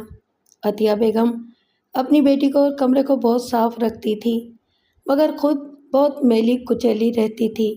شاید اس کی وجہ یہ تھی کہ وہ بہت خوبصورت تھی اور بری نظروں سے محفوظ رہنا چاہتی تھی۔ اس کے باوجود غور سے دیکھنے والوں کو اس کی خوبصورتی کا اندازہ ہو جاتا تھا۔ گلاب شاہ کے باپ کا نام پیر منگل شاہ تھا۔ گلاب شاہ نے بتایا کہ بڑے شاہ جی کو عطیہ کا بہت خیال رہتا تھا کیونکہ وہ درگاہ پر رہنے والی سب سے کم عمر عورت تھی۔ ان کو غالباً یہ معلوم نہیں تھا کہ وہ چودھری نواب الدین کی متعلقہ تھی۔ ایک دن انہوں نے عطیہ کو اپنے پاس بلایا اور اس سے اس کے گھر بار کے بارے میں دریافت کیا۔ لو جی، آپ کو میرے گھر بار کا نہیں پتہ؟ عطیہ نے جنونی انداز میں کہہ کا خال لگایا۔ آپ کیسے اللہ والے ہیں؟ یہی تو ہے میرا گھر، میں تو صدیوں سے یہاں رہ رہی ہوں۔ تمہارے باپ کا کیا نام ہے؟ باپ کا نام؟ آپ ہی تو ہیں میرے باپ، آپ کو اپنا نام بھی معلوم نہیں؟ اس بچی کا باپ کون ہے؟ نہ، عطیہ نے انگلی سے اشارہ کیا۔ اس کے باپ کا نام نہ لینا، وہ بہت ظالم شخص ہے۔ تم اس سے پہلے کہاں رہتی تھیں؟ المیہ کے پاس۔ تم اپنے خامد کے پاس کیوں نہیں رہتی؟ چپ! عطیہ نے اپنے ہونٹوں پر انگلی رکھی۔ کسی کو بتانا نہیں کہ اس نے مجھے طلاق دے دی تھی۔ بی بی، تم نوجوان اور خوبصورت ہو، اس طرح تنہا رہنا تمہارے لیے ٹھیک نہیں ہے، شاہ جی نے کہا۔ تمہیں کسی سہارے کی ضرورت ہے، میں تمہارے لیے کوئی مناسب سا رشتہ دیکھوں گا۔ اس دنیا میں سب جھوٹے رشتے ہیں، بس ایک سچا رشتہ ہے، اللہ اور بندے کا رشتہ، باقی سب جھوٹ ہے۔ تم پڑھی لکھی ہو؟ عطیہ نے انگلی سے اشارہ کرتے ہوئے کہا۔ علموں بس کری ہو یار، ایک کو الف تیری درکار۔ بڑے شاہ جی نے کئی لوگوں کو عطیہ سے شادی کرنے کی تحریک کی، مگر کوئی شخص ایک دیوانی لڑکی کا بوجھ اٹھانے پر تیار نہ ہوا۔ گلاب شاہ نے بتایا کہ ایک روز ایک سپیرا درگاہ پر آیا اور ایک پیڑ کے نیچے بیٹھ کر سانپوں کا تماشا دکھانے لگا۔ عطیہ بھی تماشائیوں میں آن کھڑی ہوئی۔ چند لمحوں تک وہ کھڑی ہوئی سانپ کا تماشا دیکھتی رہی، پھر اچانک اس نے 6 فٹ لمبے سانپ کو اٹھا لیا اور نہایت بے خوفی سے اپنے گلے میں ڈال لیا۔ یہ دیکھ کر تماشائیوں نے حیرت اور استعجاب میں ڈوبی ہوئی آوازیں نکالیں اور پرے پرے ہو گئے۔ سانپ والے، یہ سانپ مجھے دے دو، عطیہ نے کہا۔ نوجوان سپیرا بھی عطیہ کی اس دلیری پر حیران ہو گیا۔ اس نے کبھی کسی عام عورت کو اتنی بے خوفی سے سانپ پر ہاتھ ڈالتے نہیں دیکھا تھا۔ تم سانپ کا کیا کرو گی؟ اس نے پوچھا۔ میری بیٹی اس سے کھیلے گی، وہ اسے دیکھ کر بہت خوش ہوگی۔ کتنی عمر ہے تمہاری بیٹی کی؟ چھوٹی سی ہے، اتنی سی۔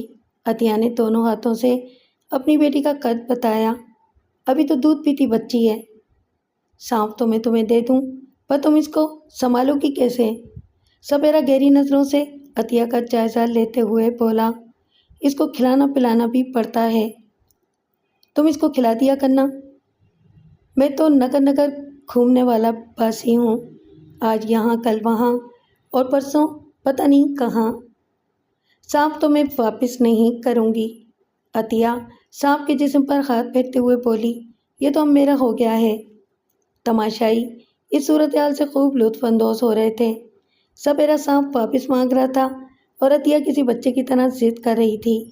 کسی نے یہ بات بڑے شاہ جی کو بتا دی۔ انہوں نے دونوں کو اپنے کمرے میں بلا لیا اور وہ بڑی توجہ سے اس کی باتیں سننے لگے۔ انہوں نے دیکھا کہ سپیرا مناسب شکل و صورت کا صحت مند نوجوان تھا۔ اس نے شاہ جی کے استفسار پر بتایا کہ ابھی اس کی شادی نہیں ہوئی تھی۔ شاہ جی نے عطیہ سے کہا، بی بی، اگر تم یہ سانپ لینا چاہتی ہو تو تمہیں سپیرے کے ساتھ رہنا پڑے گا۔ میں اس کے ساتھ کیوں رہوں؟ عطیہ نے کہا۔ یہ میرے ساتھ کیوں نہیں رہ سکتا؟ ایک ہی بات ہے، تم دونوں ایک دوسرے کے ساتھ رہو گے، جہاں تم رہو گی وہاں یہ رہے گا اور جہاں یہ رہے گا وہاں تم رہو گی۔ پھر ٹھیک ہے، عطیہ نے خوش ہو کر کہا، لیکن اکٹھے رہنے کے لیے ایک شرط ہے، تم دونوں کو نکاح کرنا پڑے گا۔ شاہ جی نے کہا اور سپیرے سے پوچھا، کیا نام ہے تمہارا؟ میرا نام چین دین ہے۔ اس کو خوش رکھو گے؟ ہاں جی، خوش رکھوں گا، چین دین سپیرے نے خوش ہو کر کہا۔ اپنے سارے سانپ اس کو دے دوں گا۔ بی بی، تم بھی نکاح پر راضی ہو؟ عطیہ نے سر جھکا لیا۔ اس کا مطلب یہ تھا کہ وہ اتنی پاگل بھی نہیں تھی، ساری بات سمجھ رہی تھی۔ شاہ جی نے دونوں کا نکاح پڑھا دیا۔ 2 روز کے بعد چین دین نامی سپیرا عطیہ اور اس کی بیٹی کو لے کر وہاں سے رخصت ہو گیا۔ گلاب شاہ نے بتایا کہ اس کے بعد بھی چند دن درگاہ پر حاضری دیتا رہتا تھا۔ عطیہ اس کے ساتھ بہت خوش تھی اور اس کی دیوانگی بھی ختم ہو گئی تھی۔ میں نے پوچھا، آخری دفعہ چند دن کب یہاں آیا تھا؟ اب تو برسوں ہو گئے ہیں۔ مجھے اس سپیرے کا اتا پتہ چاہیے۔ ان لوگوں کا کوئی اتا پتہ نہیں ہوتا۔ یہ خانہ بدوش لوگ عموماً سفر میں رہتے ہیں۔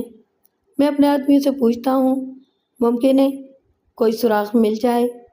اس نے اپنے خلیفہ خاص کو بلایا اور اسے چند دن سپیرے کے بارے میں پتہ کرنے کا حکم دیا۔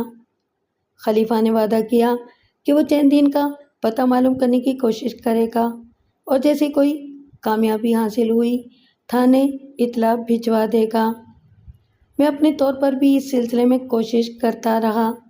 5-6 ہفتوں کے بعد ان کوششوں میں کامیابی ہوئی اور مجھے پتہ چلا کہ خانہ بدوشوں کا ایک قبیلہ دریائے چناب کے مشرقی کنارے پر خیمہ زن ہے اور اس قبیلے میں چند سپیرے بھی ہیں۔ میں نے 3 آدمی ساتھ لیے اور شام کے وقت دریا کے کنارے پر پہنچ گیا۔ خانہ بدوشوں نے کھیتوں اور جماؤں کی جھاڑیوں کے درمیان ایک کھلی جگہ پر خیمے لگا رکھے تھے، جن کے درمیان جگہ جگہ چولہے جل رہے تھے اور دھوئیں کے بادل آسمان کی طرف بلند ہو رہے تھے۔ ہمیں دیکھ کر خانہ بدوشوں کے کتوں نے بھونکنا شروع کر دیا۔ پھر فوراً ہی 3 آدمی ہماری طرف بڑھے۔ ان میں سے ایک نوجوان اور 2 معمر آدمی تھے۔ سرکار، خیر تو ہے؟ ایک سفید ریش بوڑھے نے کہا۔ آج غریبوں کے ڈیرے پر کیسے چڑھائی کر دی؟ چند دن سپیرے کی ٹپڑی کون سی ہے؟ میں نے پوچھا۔ تینوں نے آنکھیں گھما کر ایک دوسرے کی طرف دیکھا اور پھر نوجوان نے قدرے بے یقینی سے کہا، وہ تو آ رہے نہیں ہیں۔ میں نے اس کی ٹپڑی پوچھی ہے، وہ کدھر گیا ہوا ہے؟ دوسرے بوڑھے نے پوچھا، اسے کوئی جیاستی ہو گئی ہے وڈی سرکار؟ ASI نے نوجوان کا گریبان پکڑ کر جھٹکا دیا اور کہا، اوئے، تجھے سیدھی بات کا سیدھا جواب دینا نہیں آتا؟ تھانے دار نے پوچھا ہے کہ چند دن کی ٹپڑی کدھر ہے؟ ٹپڑی ادھر کوئی ہے جی۔ اس نے ہاتھ سے ایک طرف اشارہ کیا۔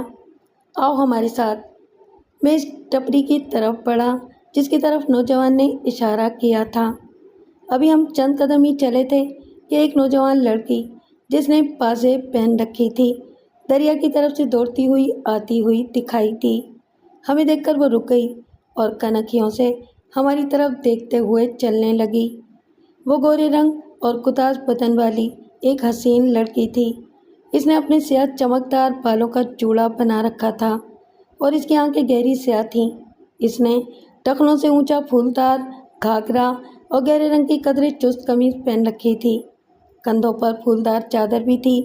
اگرچہ اس کا حلیہ خانہ بدوش عورتوں جیسا تھا، تاہم وہ کچھ مختلف نظر آ رہی تھی۔ ASI نے میرے بازو کو چھوتے ہوئے کہا، ملک صاحب، آپ نے اس لڑکی کے چہرے پر غور کیا؟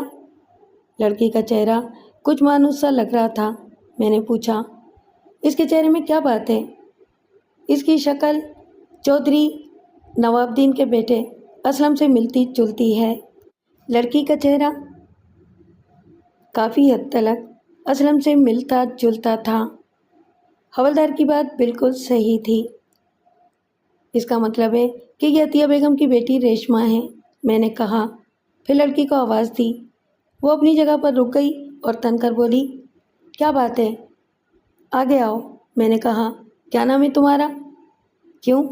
تم کیوں پوچھو ہو میرا نام؟ اس نے چند قدم آگے بڑھ کر کہا، ہم غیر مردوں کو اپنا نام نہ بتاویں۔ تم کس کی بیٹی ہو؟ اپنے بابا کی بیٹی ہوں۔ اس کا لہجہ بہت تیکھا تھا۔ تمہاری ماں کا نام عطیہ بیگم ہے؟ اس کے چہرے پر لہر سی آ کر چلی گئی۔ بولی، لے پھر وہی بات، نہ میں اپنا نام جانوں نہ اپنی ماں کا۔ خانہ بدوش آہستہ آہستہ ہمارے گرد جمع ہو رہے تھے۔ ان میں ننگ دھڑنگ بچوں کی تعداد زیادہ تھی۔ عورتیں اپنی ہانڈیاں اور چولہے بھول کر ہماری طرف متوجہ ہو گئی تھیں۔ میں نے لڑکی سے پوچھا، تمہارے باپ کا نام چین دین ہے؟ تبھی ایک ادھیڑ منہ شخص آگے بڑھا اور بولا، سرکار، میں ہوں چین دین۔ یو چھوری کو کیوں پریشان کر رہے ہو؟ میں نے اس کو دھمکانے کے لیے کہا، تم دونوں کے خلاف ادھر نواب دین نے قتل کا پرچہ کٹوایا ہے۔ چین دین ہاتھ جوڑتے ہوئے بولا، سرکار، ہم کسی چودھری کو نہ جانیں، ہم غریب لوگ ہیں، محنت مزدوری کر کے بچوں کا پیٹ پالتے ہیں۔ لڑکی آگے بڑھتے ہوئے بولی، اے بابا، تو پرے کو ہو، مجھ کو بات کرنے دے۔ اس نے چین دین کو ایک طرف ہٹایا اور تن کر بولی، اور اے تھانے دار، میرے کنے بات کر، کون سے چودھری نے ہمارے خلاف پرچہ کٹوایا ہے؟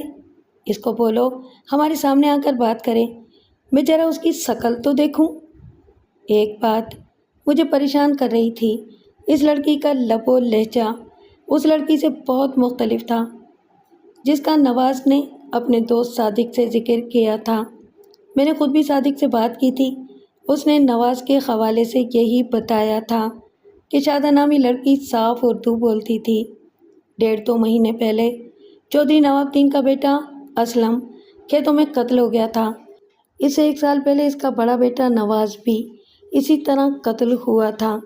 چودھری کا کہنا ہے کہ چودھری نے ہم پر الزام لگایا ہے تو لے۔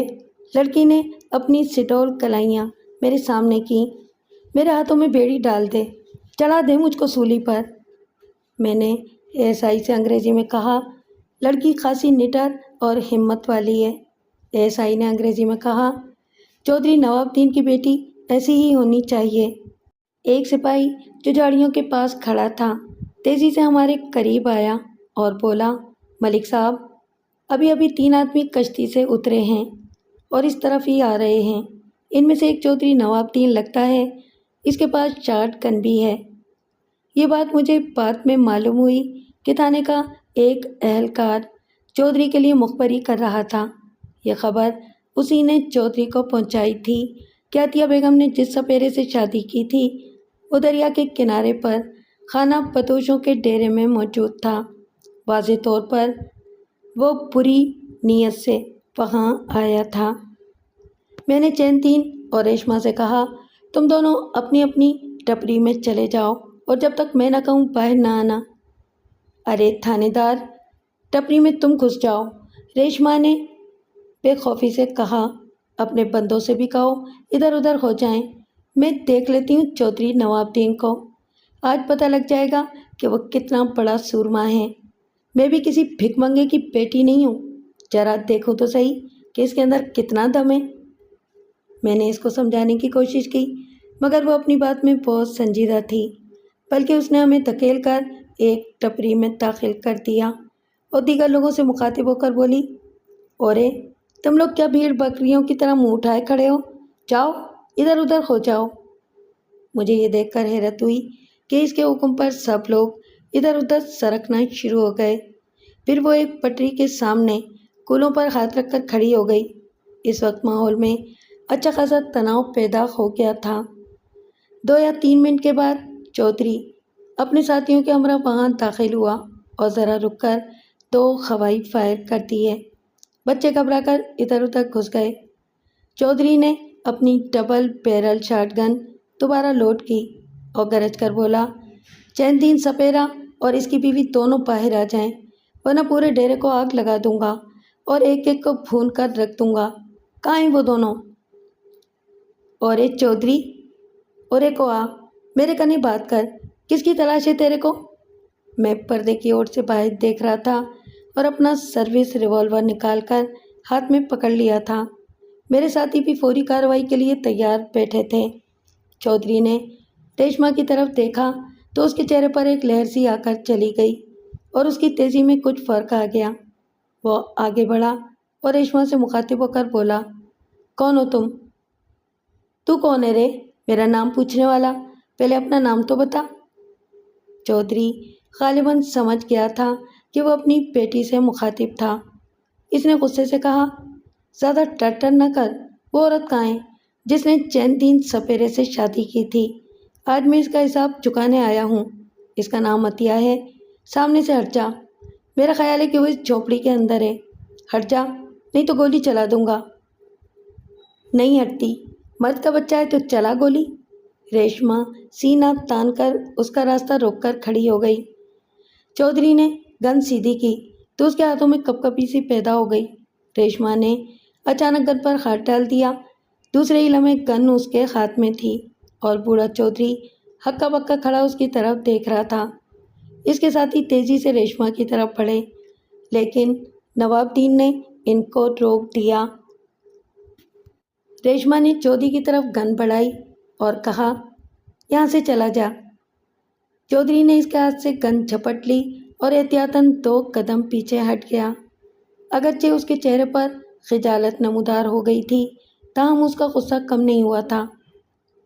باہر نکل عطیہ بیگم، اس نے چیخ کر کہا، تو نے مجھے بیٹوں سے محروم کیا ہے، میں تجھے زندہ نہیں چھوڑوں گا۔ وہ ادھر نہیں ہے، ریشما نے کہا، یہاں سے چلا جا۔ خانہ بدوش دور دور کھڑے یہ تماشا دیکھ رہے تھے۔ ادھر نہیں ہے تو کدھر ہے؟ چودھری نے دوسری پٹریوں کی طرف نظر دوڑائی۔ وہ دوسرے گھر میں ہے، مجھے اس کا پتہ بتا۔ دیکھے گا اس کا دوسرا گھر؟ ہاں، چودھری نے زور سے پیر زمین پر مارا۔ آ میرے ساتھ، ریشما نے کہا، پھر اس پٹری کی طرف منہ کر کے بولی جس میں ہم چھپے ہوئے تھے، اور اے تھانے دار، تو بھی چل ہمارے کنے۔ چودھری چونک کر پٹری کی طرف دیکھنے لگا۔ ہم باہر نکلے تو اس کے چہرے پر پریشانی نظر آنے لگی۔ ملک صاحب، آپ کب آئے؟ اس نے پوچھا۔ میں نے اپنے ساتھیوں کو اشارہ کیا اور ریوالور کا رخ چودھری کی طرف کرتے ہوئے کہا، چودھری، یہ گن ہمارے حوالے کر دیں اور تم دونوں بھی اپنا اسلحہ نکال دو۔ رے تھانے دار، ڈرنا تو مجھ کو چاہیے، ڈر تو رہا ہے، ریشما نے کہا، ان کی بندوقیں ان کے پاس رہنے دے، یوں میرا کچھ نہیں بگاڑ سکتے۔ اس لڑکی کی خود اعتمادی ہمیں حیران کر رہی تھی۔ چودھری اس کی باتیں سن کر پریشان ہو رہا تھا۔ اس نے ہمیں اپنے پیچھے آنے کے لیے کہا اور ایک طرف چل پڑی۔ کچھ خانہ بدوش بھی ہمارے ساتھ ہو لیے، تاہم چین تین باہر نہیں نکلا تھا۔ ریشما کسی لیڈر کی طرح آگے آگے چل رہی تھی۔